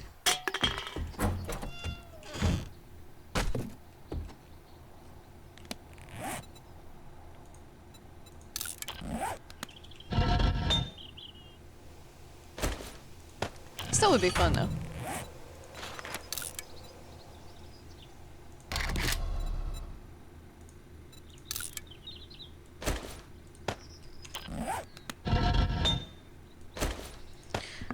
Well, then what you're seeing actually, Steven, is probably a little bit different than what you have on the PlayStation at the moment, because I don't think you have anything similar to our build. I think your build's a little bit behind. They haven't updated yours yet.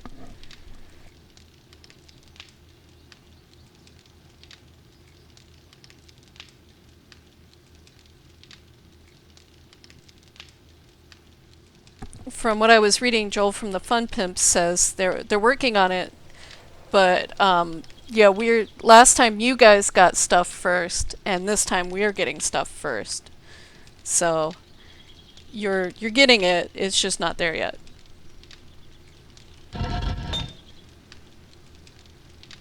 We're your guinea pigs.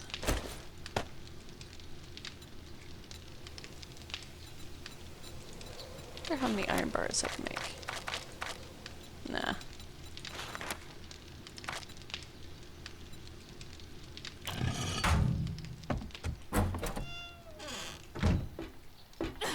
Ouch.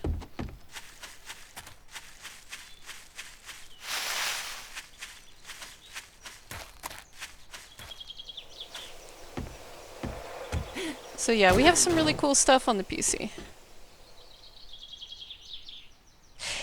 Yeah, they did change that. Now I've been playing this game on PC for a very, very long time.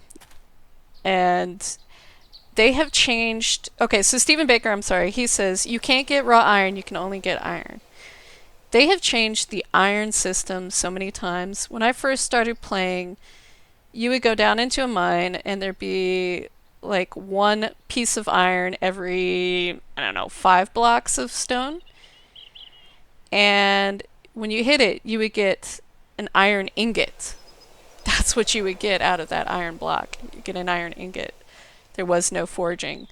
Then they added forges, and you had like iron strips and big blocks of iron and scrap iron, and then they changed it again, and then they changed it to what you guys have. We had on our last build that there's only iron, and then they changed it back so that we have raw iron and iron again. So it's so confusing.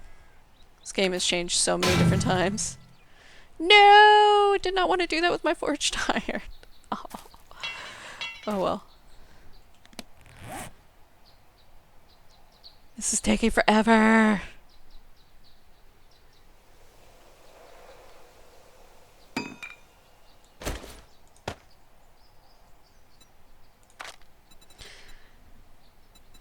But yeah, I'm trying to think. Some of the changes that you can look forward to seeing, Stephen, while I'm waiting on my iron to be scrapped, are this new skill here, breaking and entering. It makes sledgehammers absolutely amazing. Yes, we do have forged. Sorry, Steven says we have forged iron and forged steel. Yes, we do have that. That's correct. Um, but what you get out of a rock is raw iron now. But yeah, so Steven, what they added in here was breaking and entering, which makes sledgehammers so good for getting in and out of buildings. You don't need to carry around an axe and a pickaxe anymore. You can just carry around your sledgehammer. It is incredible. Also, they added in Secret Stash. This is for the new trader system, which is wonderful. I don't know. Let me see if I can show you something here. You'll notice up here that there's something called a base price and a sell price on items. This is for when you go to the trader. You can buy and sell things and get casino tokens, which are the form of currency in the game. It's not bad. Steven Baker says it's hard with the keyboard. It is not bad. It's all what you're used to. I'm gonna admit it.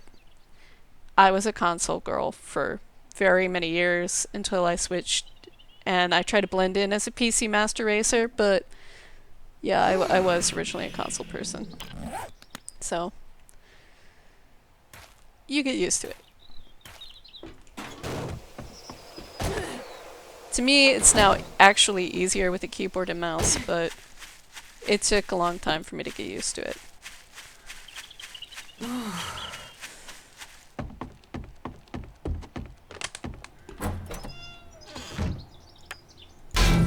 There we go. Now I have some scrap iron. I need to eat and drink real quick though, and then I'll get back to work.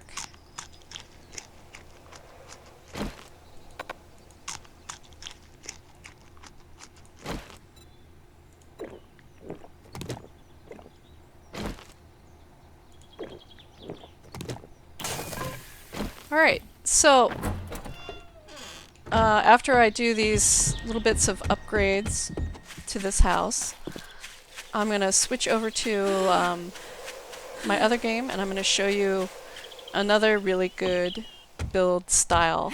And it's one that I've adopted recently.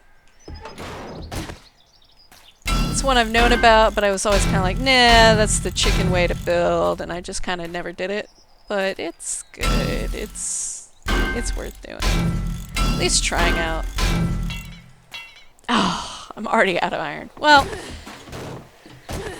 I've got the bottom row, so what I'm going to go ahead and do is take a minute real quick here, quit out of my game, and I just need one quick minute, because you are going to see me logging into my normal server. I do need to change the password just because I don't want it out on the internet for everybody to see. So, no offense. It's not that I don't trust you guys, I just don't know everybody that's coming in here. So I'm gonna set a new password and restart the server. I should have been doing that while I was waiting, actually. And then what I will do is go ahead and log on to my normal 7 days to die server. The reason I have a password is because I rent a private server and it's only 8 people at a time on the server. I have to pay for more slots if I want more than 8 people. And anybody can search it and join it if they have the IP address. So what you're going to see when I log in is what my IP address is. And in order to get onto it, you need a password. And because I play with only people that I've known for years, I mean, some of these people I've known for 10 plus years, nobody ever locks any of their things. Nobody uses land claim blocks. So anybody could go into anybody's house and take any of their stuff. So I prefer that, you know, not anybody just jump in and take other people's stuff. I prefer if somebody does join us that it be somebody that I know will respect other people's property. So I don't want it to be on a video where just anybody can jump in and grab, you know, my friends' things. Because people do work really hard on our server to get their stuff up and running, so. This is what it looks like on PC if you've never seen it. This is, let me go back. For those of you that play on PC, which this is a PC tutorial, so hopefully you play on PC. You can play on a public game or a public server, and you hit connect to server. Mine is locked, it is a private server, but there are a lot of people who don't have password protected servers and will allow anybody to join them. So if you don't want to play alone and you don't have any friends that own the game, you can find some servers like this one here. You see that the lock is not highlighted. And you can just join on in. And they'll usually say if it's PvE or PvP. I think if these little faces are... Oh no, that's feral zombies, but I think... Yeah, these little things... Zombies always walk. The easy cheat protection system. All this up here will tell you what kind of game you're getting into. So... I'm gonna go ahead and connect to my server. Ah, shit. Well, I'm gonna have to change the server now. There we go. Cat dog. Temporary password.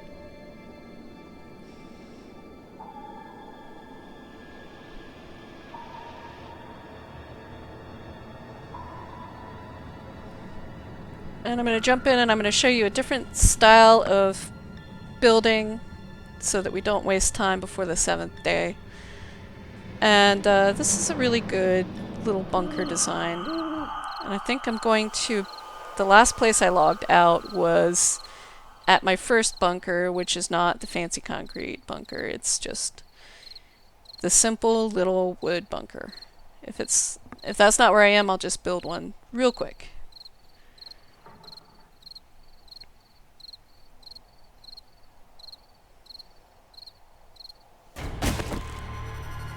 That is where I am. Okay, so let me show you what I have built here. Fortunately, it is nighttime, but this character has a wonderful light. So, what I did, and I can do something similar. I drop off some of this crap. Oh my god, everything's full. Was I built a very, very simple underground area. And let me just drop a few things off and I might go ahead and build a new one.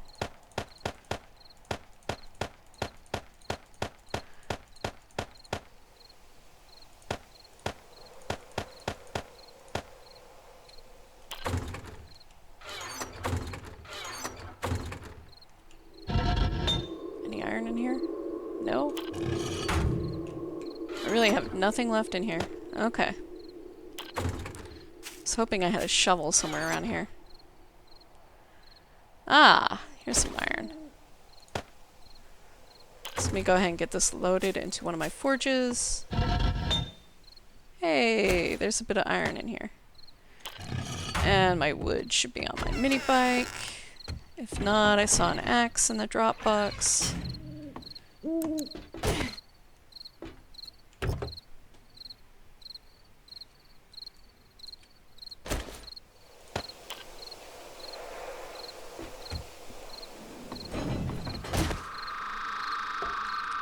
So this is a very easy design, and I'll talk about why I like it.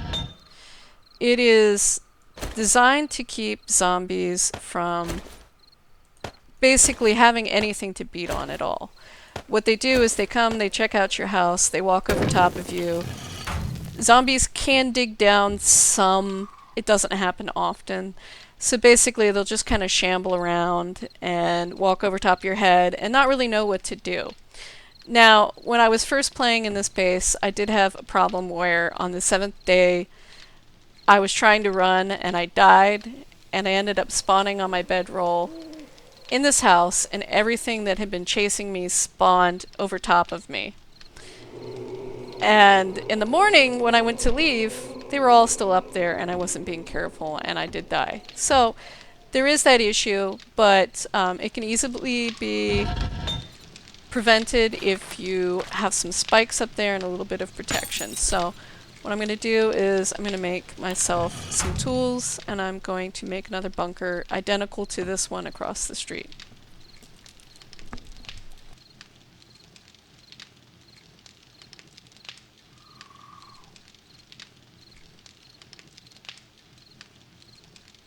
So Stephen Baker says, I thought you could only get 1,000 stack of wood and other stuff. That was true. It is true for you guys, and it was true for us in Alpha 14.7. However, in Alpha 15, wood and a few other items now stack up to 5,000. Empty glass jars and bottles of murky water stack up to 500. Now, bottled water that's been cooked, that still is 15. But it is super duper nice that you can get it that high.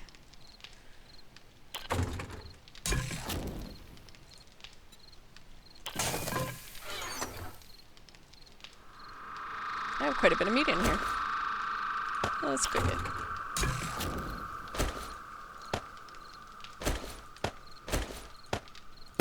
I'm doing something I don't normally do. Let's run 2 fires at once, but I don't really care. I have really good weapons on this game. Ha ha! Sorry. So I'm just gonna eat. Get my metal smelted. How's this doing? Gonna need a few more, because I'm making steel over here instead of iron, because I want to do this quickly. Oh, excuse me. Allergies are kicking in a bit.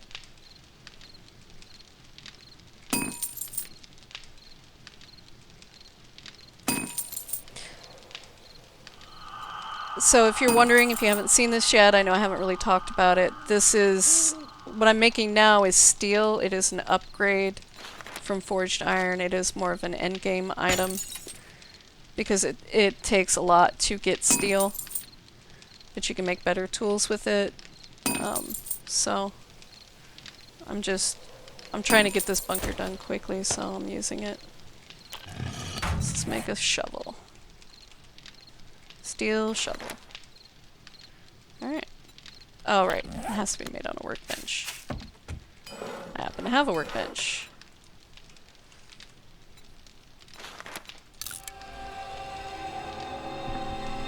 Yeah, see, that's another change, too, you can look forward to, Steven.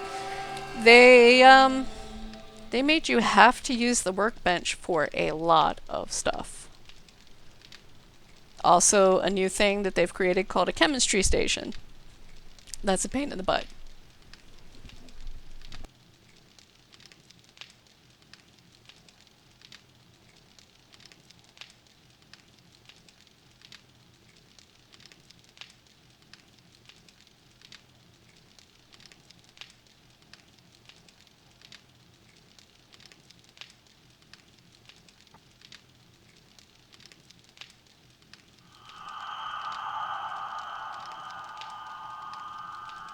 So this is going to take a minute here to craft.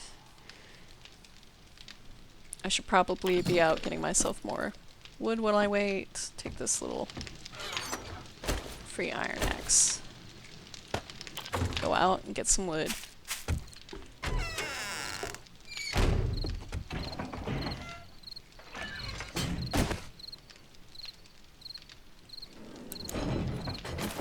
But yeah, as you can see, on this game I have something absolutely wonderful that I looted. It's called a mining helmet. And that takes up your helmet slot. You can hit the F button on your keyboard, turn it on and off. You have a wonderful portable light that doesn't take up a hand slot.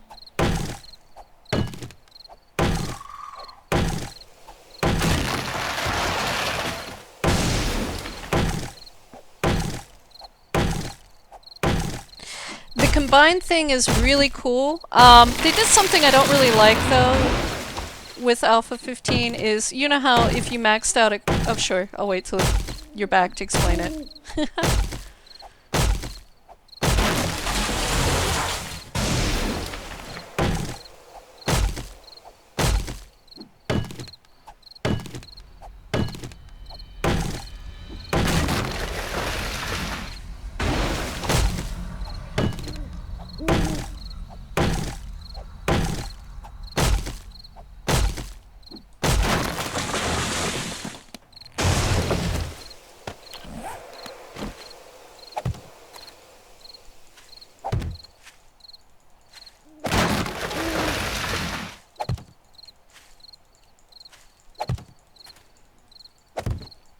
Oops.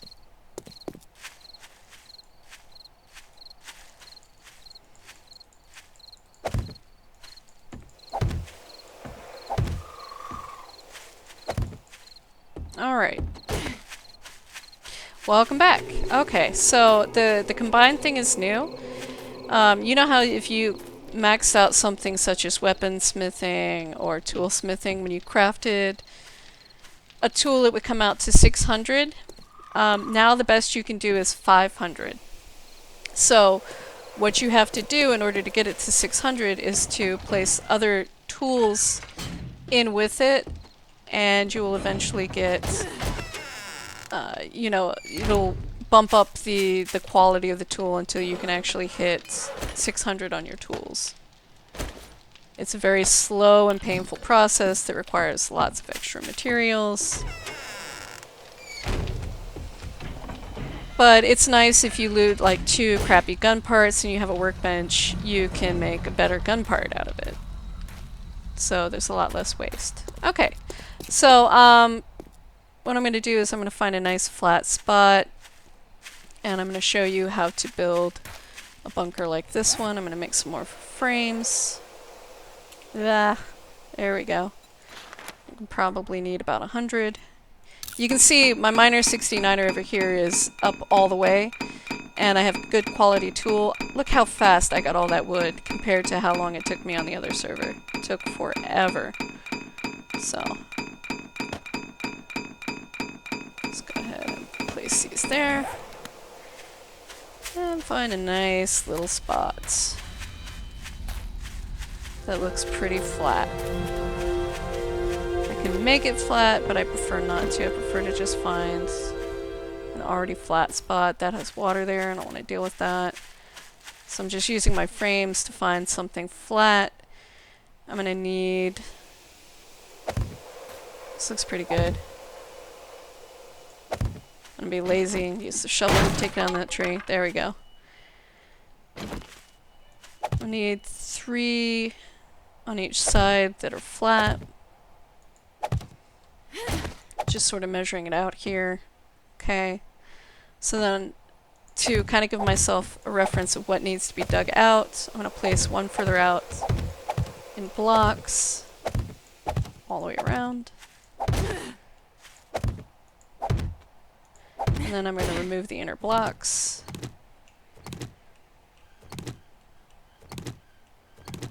Here we go. And then I'm going to start digging.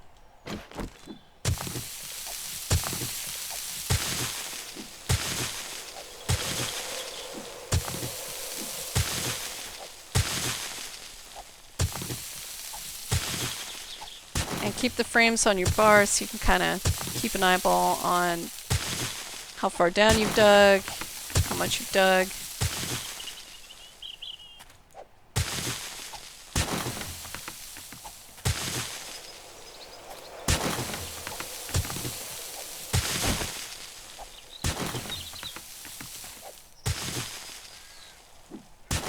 If your digging is even, all that kind of good stuff. So I can do this. Double check. Looks even so far. I want to go down further.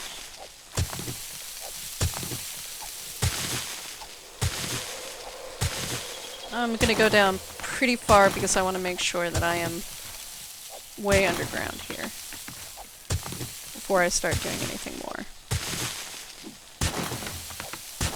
Now this is definitely more of a pain in the butt to build, but it's going to be much safer than anything you have on the surface. Although it is a pain in the ass if you have zombies by your door and they aren't feeding themselves into your defenses as much as you'd like.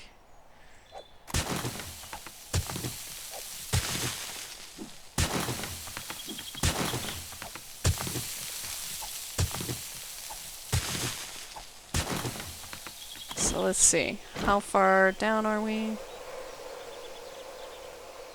It's 1, 2, 3, 4, 5, 6. That's good enough, but I might go down all the way to stone and make my floor stone. So let's keep digging. I should be getting really close to stone, I think. Yeah, that's stone right there.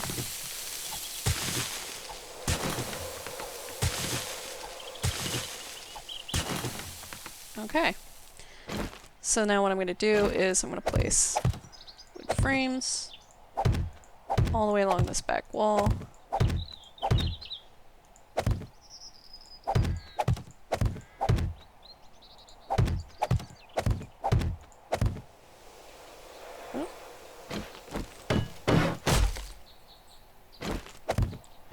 And I'm going to go ahead and start filling them in. Fortunately, I don't have a hammer with me, so my wrench is going to have to do.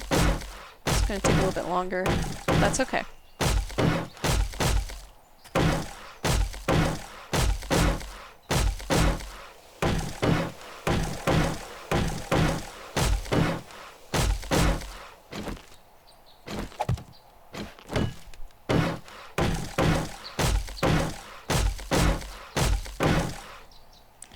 Alright, and before I go any further, I'm going to go ahead and put some ladders in. I think it was 7. I wasn't really paying attention, so I'm going to say 7. And put them right there in the middle.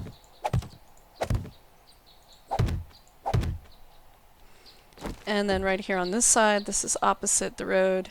I'm going to dig right here in the middle. I think that was the middle.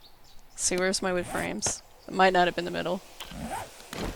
Yeah, that was the middle. I'm gonna dig out a little space here.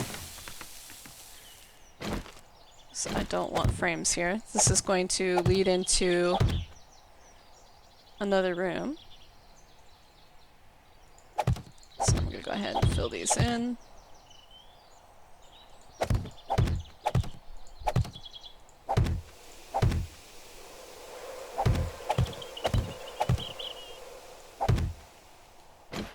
So it's getting pretty tight in here.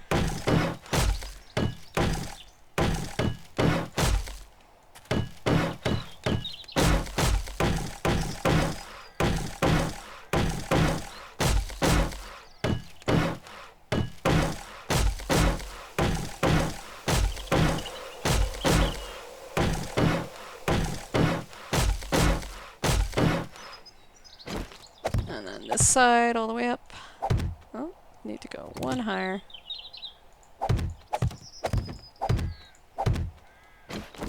Fill these in.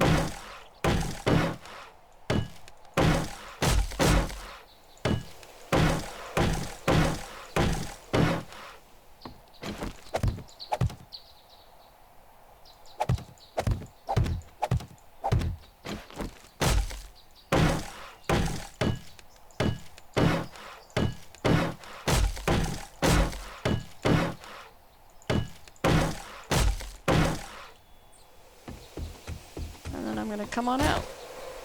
Pick up these frames.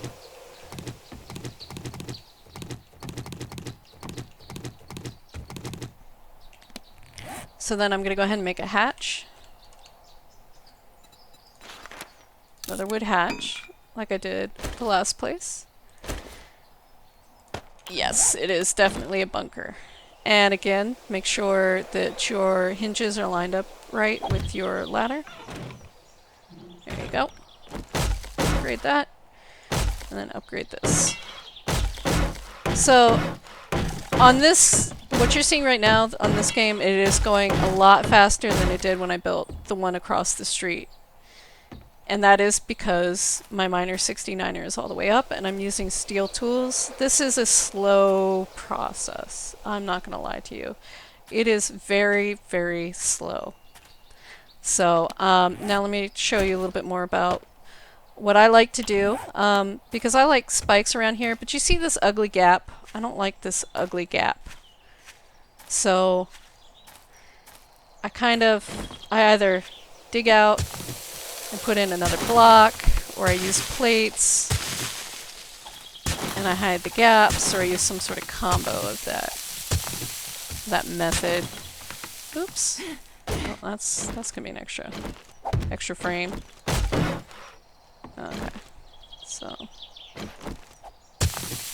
but yeah, keep in mind this will take you a while with the beginner skill set to do.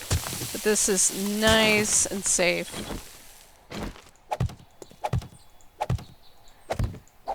Your only issue is if there's zombies overhead and you have one door.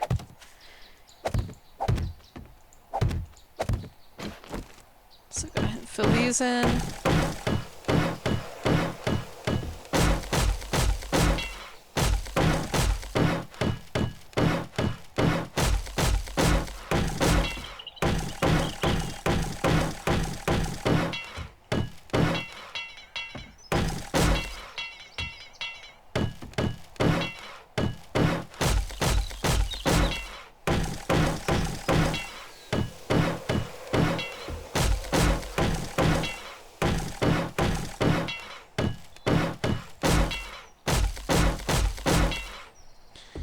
And then I'm gonna say, I'm gonna do one more on the sides, I think.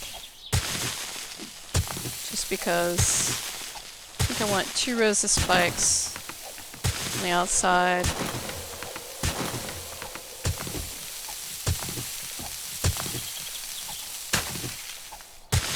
You can do more than 2 rows of spikes. You just have to remember that in order to repair them, you don't want it to be too wide because you're going to need to be able to walk around and repair.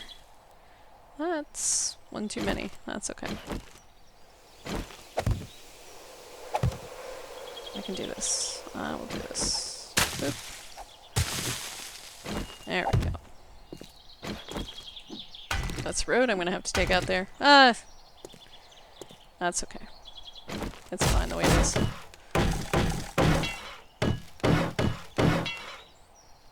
Just go ahead and draw more spikes. Or excuse me, not spikes, but frames. That's dogs. It's dog day. Ouch.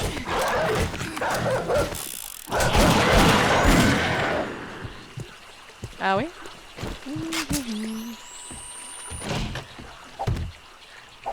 There should be 2 more. Yep, there they are. Hi. There we go. Oh, come on. Really? Okay.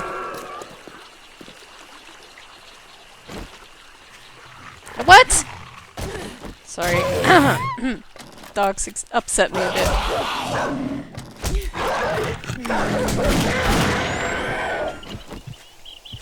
Okay.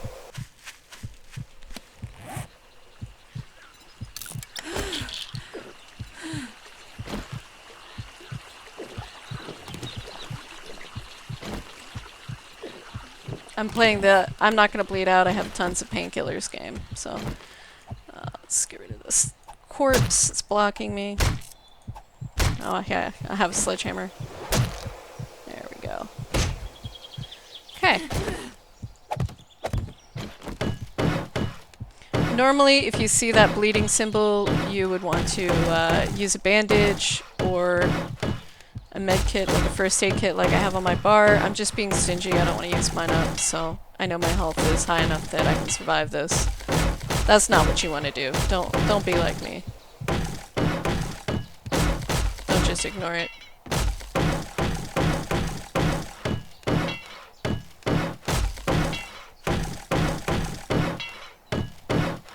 no Dog Day on the PS4? You guys are spoiled. Hate Dog Day. Okay, so now what I'm going to do is make some plates. I have no idea how many to make, so I'll just make 20. And then I'm going to craft some spikes. Let's see, I have no idea how many to make, so I'll just make... I'll make 20. And 20 of these. Not really paying attention to math. I should be, but I'm not. So let's go ahead and I'm going to place these to make these gaps, these ugly gaps go away. Because they bother me. And this is just fluff. You know, my biggest issue is like if I'm driving a mini bike, my mini bike gets stuck in these little gaps here, and sometimes zombies find a way to get down into the cracks, like the crawlers, and mess with your dirt. So I like having the plates there. Oh, I need more plates. Okay, plates. Let's see. Let's go with 6 more. Wow! I actually need more wood. Always need more wood. Okay.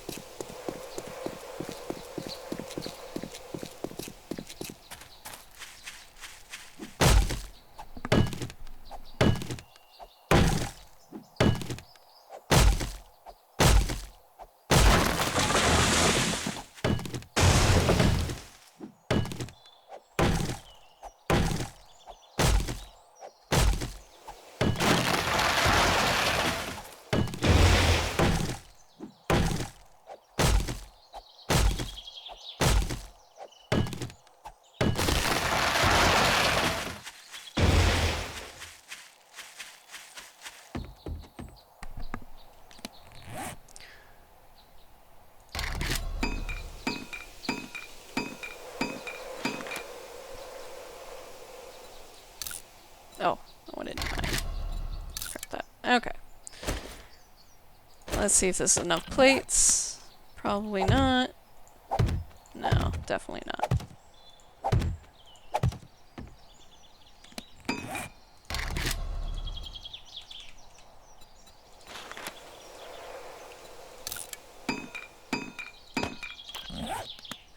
And a nice thing that they have in this is that you can scrap something if you make too much. So I just made way too many of these. I can scrap them and I'll get wood back. And that is definitely a change too from what you'll see on the PlayStation 4. So let me go ahead and make more spikes. Back making spikes. Another 7. I'm going to place these big spikes. I'm not going to place them right next to the hatch. They're going to be real close though for this. You don't have to place them so close. Just not being real cautious here. Generally you want to leave yourself a little bit more room.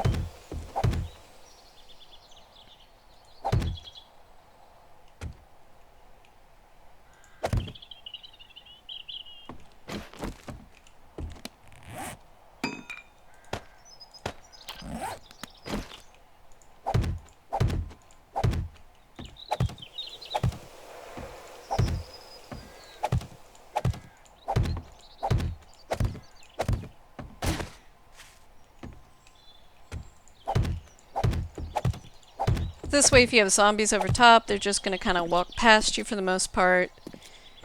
If they do get a little bit close, they're going to die on your spikes. But coming in and out, you have to be very careful with your spikes like this. It is definitely dangerous.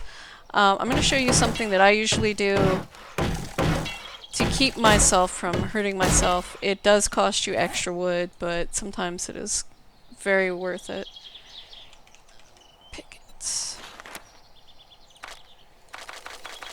There we go. So you can place a few of these around just here, there, and everywhere if you're worried about hurting yourself on your spikes.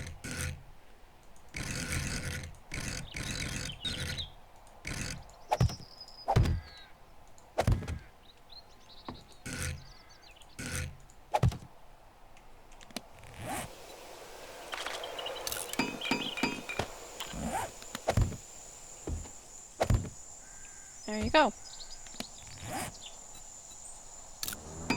They will get destroyed, but that's okay. Don't worry about it. What I'm going to do now is probably go upgrade. Actually, I'm not going to bother. But, so anyway, what you have here is just sort of a basic design. This is, you know, it has some defenses. You've got a space down here that you can build out as big as you want.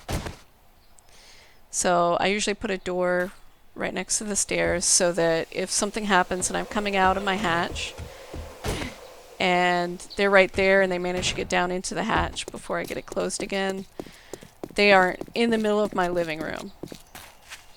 So I'll show you this little simple design. You see I upgraded to plates, or excuse me, to scrap metal on those plates.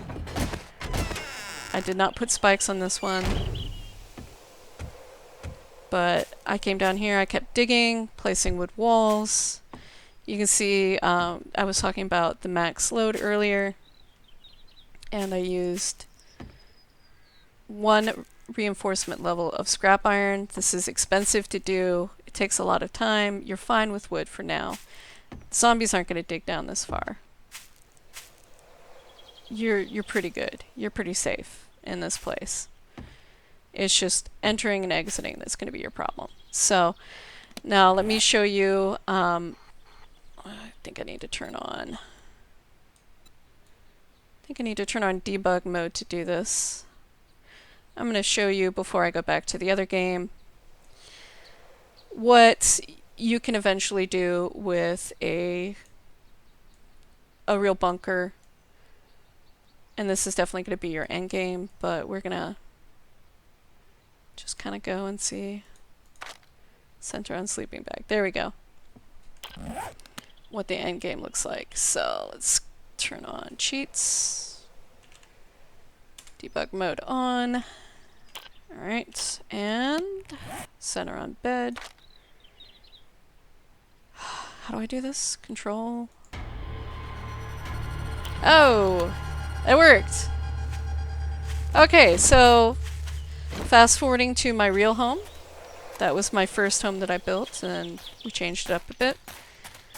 This is where I live. We moved here because of the trader. But this was basically the same bunker. It started off wood, and eventually I got concrete, and I upgraded all the way to concrete. My spikes are steel. And it looks very similar when you come downstairs underground. And you will see if I play through not doing a beginner tutorial, you will see me playing on this game. My nice, gorgeous home. And I've got all sorts of little pathways and all kinds of things, but I'm not going to get into that. I think it gets me a bit laggy here. What I'm going to do instead is I'm going to run over to a bunker and show you some other building ideas. There is an underground pathway, but this is definitely an advanced long-term build. But I'll stop by my friend Sunova's house. She built her house from scratch too, and show you her design. This is quite good too. She has a spike pit and concrete. Concrete takes a bit to get, but her spikes go all the way around. You see the gap of 1 so that you can come down here and you can repair her broken spikes or her broken wall if her wall gets broken. This is very good to have.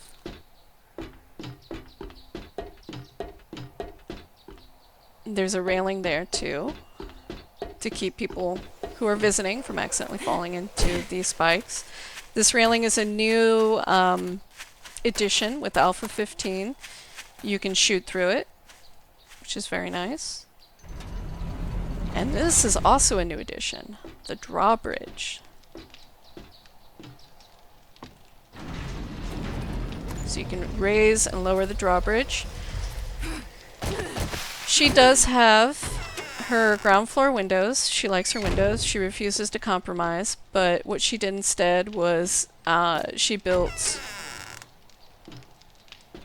her walls out pretty far from her home to make sure that the zombies couldn't get right up on her home. So that there's a nice big gap. If cops puke, they can't... Well, she hopes that they can't puke far enough to reach her windows. So, hopefully she's correct. We haven't really tested it out yet. But this is her home. I believe she built it all from scratch. So we're going to come from here. This is one fun design idea. And I'm going to show you my 7th day bunker, where I implemented iron bars and another little system. Few zombie-proof systems. And I'm just kind of showing you some endgame ideas, so you can be thinking about how you want to build your homes. So this is my bunker. And it does actually attach to my other home via underground tunnels. But this took forever to build. So I have the drawbridge here, which is 6 wide. And this new garage door. Some stairs leading down to a zombie kill room. Zombies can't get through these, but I can get zombies through these with melee and with my gun. So here's the mother of all zombie pits. The pit is 4 wide, and that is so that I can repair spikes from either side. I can't reach further than 4, I don't believe. We come down here. This is the level below the spikes. Spikes can also be repaired from below, utilizing this lovely system of, I think these are, I don't think they're half blocks. I want to say quarter blocks. Plus you can come up on this side. So, this is your end game system for fighting zombies for when you're really massive. And I figured before I head back to the other game, I would show you this one. So, just need to teleport myself back to where I was before I exit. Let's see here.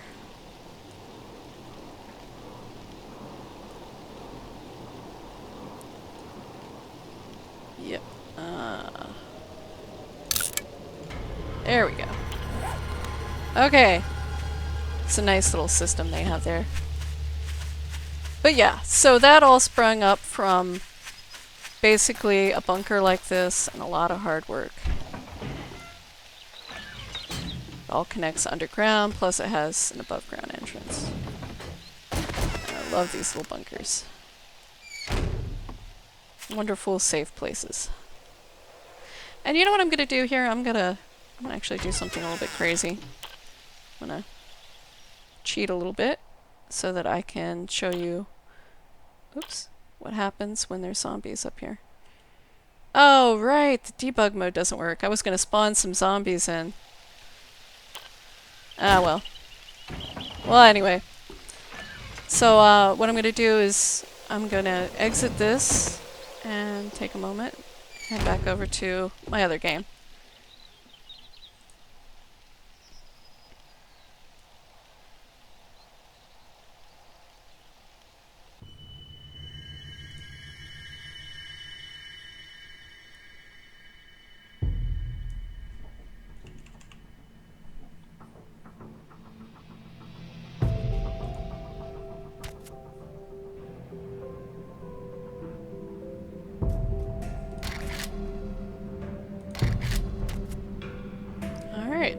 we go.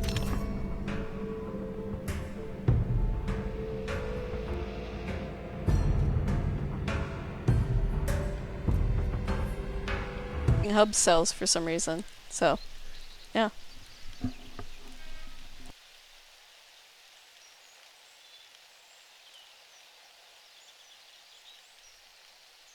Oh, and that base you saw in the other game, I did not use any cheats to build that. That was all built from scratch. I do have debug mode on just because we had delete that. That's what happened. New game instead of continue. That was smart. Start. There we go.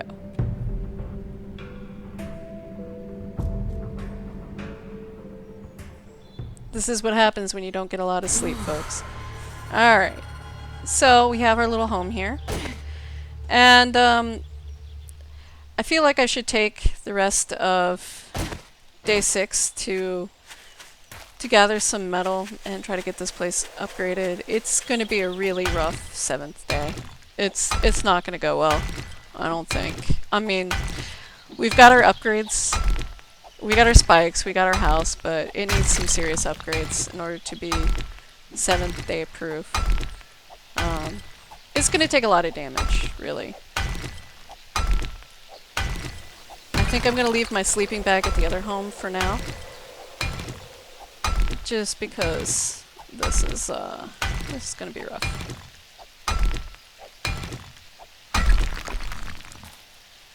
So I'm going to take out these rocks, get all the iron I can, and start upgrading spikes, start upgrading the house a little bit more. And then if we have a little bit of extra time, day 7, I think I'm going to head over to the bookstore, which isn't too far away, and see if I can loot some fun books.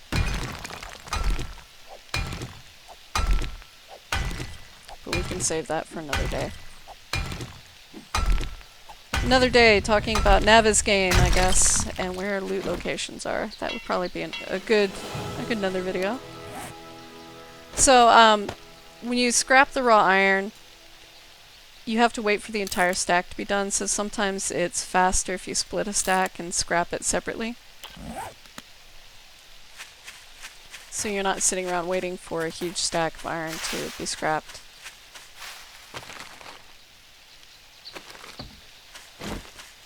So I'm going to come over here, see if I can find some more rocks. I think I've gotten all the small rocks in the area. Oh, no, here's another one. Some more iron. Iron goes really fast now, so...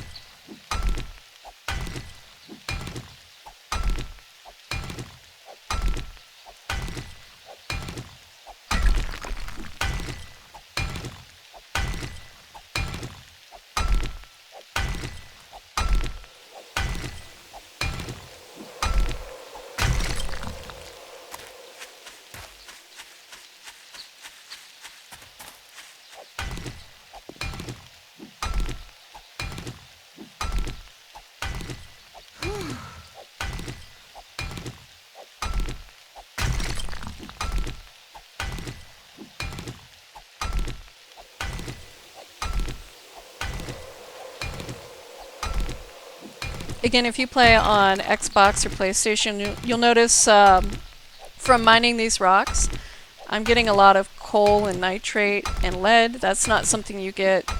Also, our mining system has been changed drastically in Alpha 15.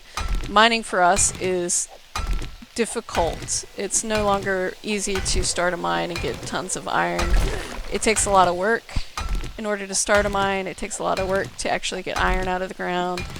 Tools take a lot more metal. Steel takes a lot of skill points. So, that is the only reason I have not upgraded the steel tools yet. Things are very different for us. Much harder. And don't worry, it's coming. Things will be challenging for you too, at some point. It's good. It's gotten to the point where the game gets really easy for us, and then we get bored and we end up playing something else. Oh, alright. Well, I meant to only upgrade that once, but I ended up upgrading that twice. So these spikes can be upgraded all the way up to steel. And steel spikes are wonderful and very durable, but they cost a lot of resources.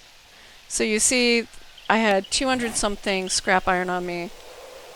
It's all gone now, just from upgrading a couple of spikes. So we aren't going to go all the way up to steel, we're just going to go one upgrade on the wood, all the way around. We also need to do these corner blocks. There we go. Since I could not upgrade the corners from inside the building.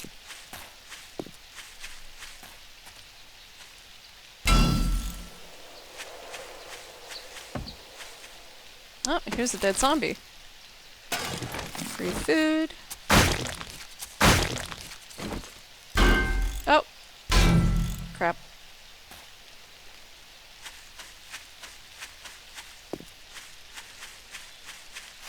Alright, come back around. Like to consistently go in the same direction when I'm upgrading.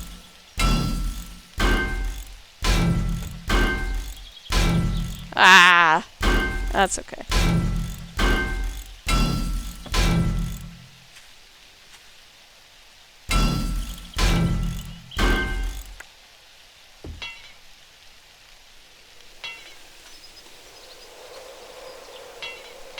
Okay, we're out again.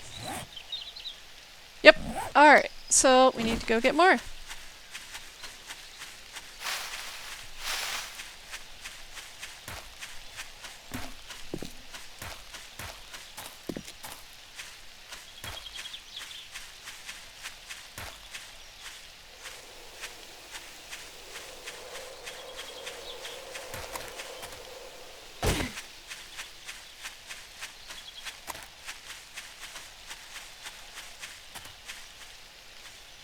Again, we don't want these big rocks, we want to find the little rocks. The little dark colored rocks. So that's where we're going to get our iron from. You will get a little bit from just mining regular stone, but not as much as you will from the others. So let's go.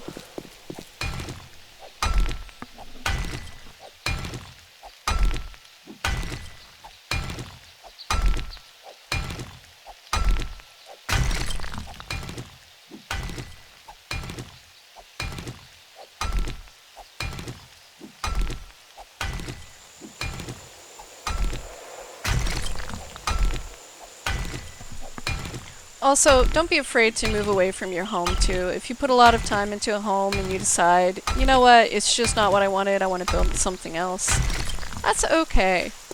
You should experiment with building in this game. To me, most of the fun in this game is building. What you need when you're first starting out is something that you can survive in, and you need a nice space that's good for survival. So don't be afraid to experiment and to try things out and to have it get destroyed.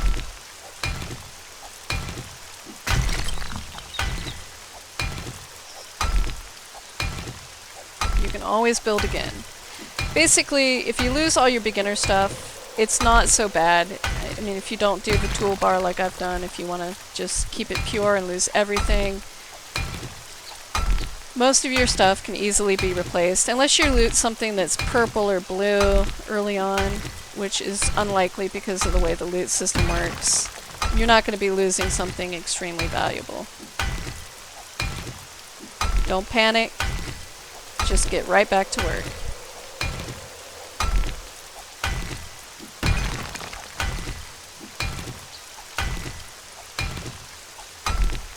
And definitely don't put yourself in a bad situation where you're going to die over and over again to get back a bag. Also, something I recommend, which I don't see a lot of people doing in some of these videos, is when you die, you only see the location of your last bag. So, say you're out exploring a town and you die and you want to get your bag back. What you're going to want to do is hit your map, and and say I died here and I see on my map there's a little marker for my bag, you're going to want to right click with your mouse and make a quick waypoint. Mark your bag, because if you die on your way back and you don't have, you know, enough resources to make more arrows or a bow or another weapon, and you just think, I can run in and I can grab my bag and get out, and you die along the way, you're going to see a marker for a bag, even if there's nothing in it, for wherever you last died. And then you might be like, wait, where was my bag? I don't remember where my bag was. Oh no, what do I do? How am I ever going to find that first bag? That's where all my stuff was. So always, always, always put a quick marker on your bag. And then if you want to remove any quick waypoints, say you don't need it anymore, come over here to this little flag. It says remove quick waypoint and click on it and it goes away. So let's go ahead and see if we can get some more iron. Get these spikes upgraded. And then I know you all probably want to see the 7th day, but I may need a little break for now. So I'm going to finish upgrading the spikes and then probably take a break.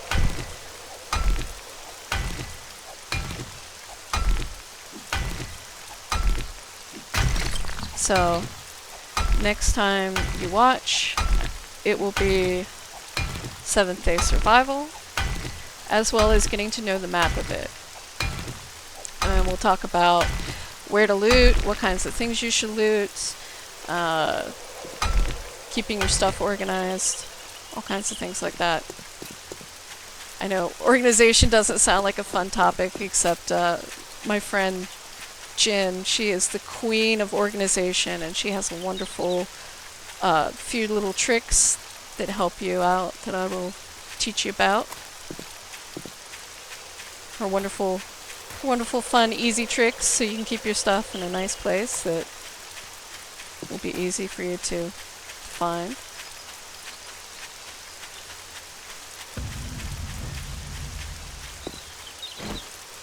So let's go ahead. Where do we stop on these spikes? Here we go. Oops.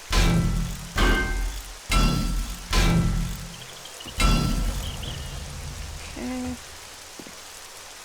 You can tell if they're upgraded because the tops become a slightly darker color.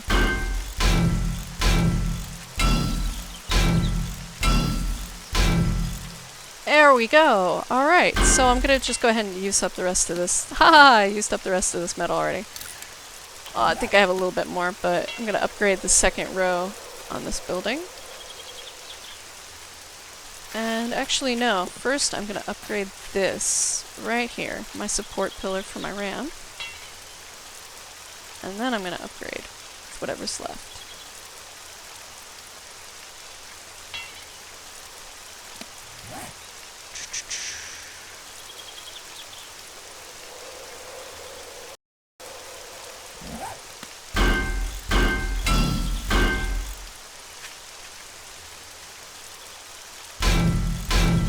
Oops. And that's it. That's all there was.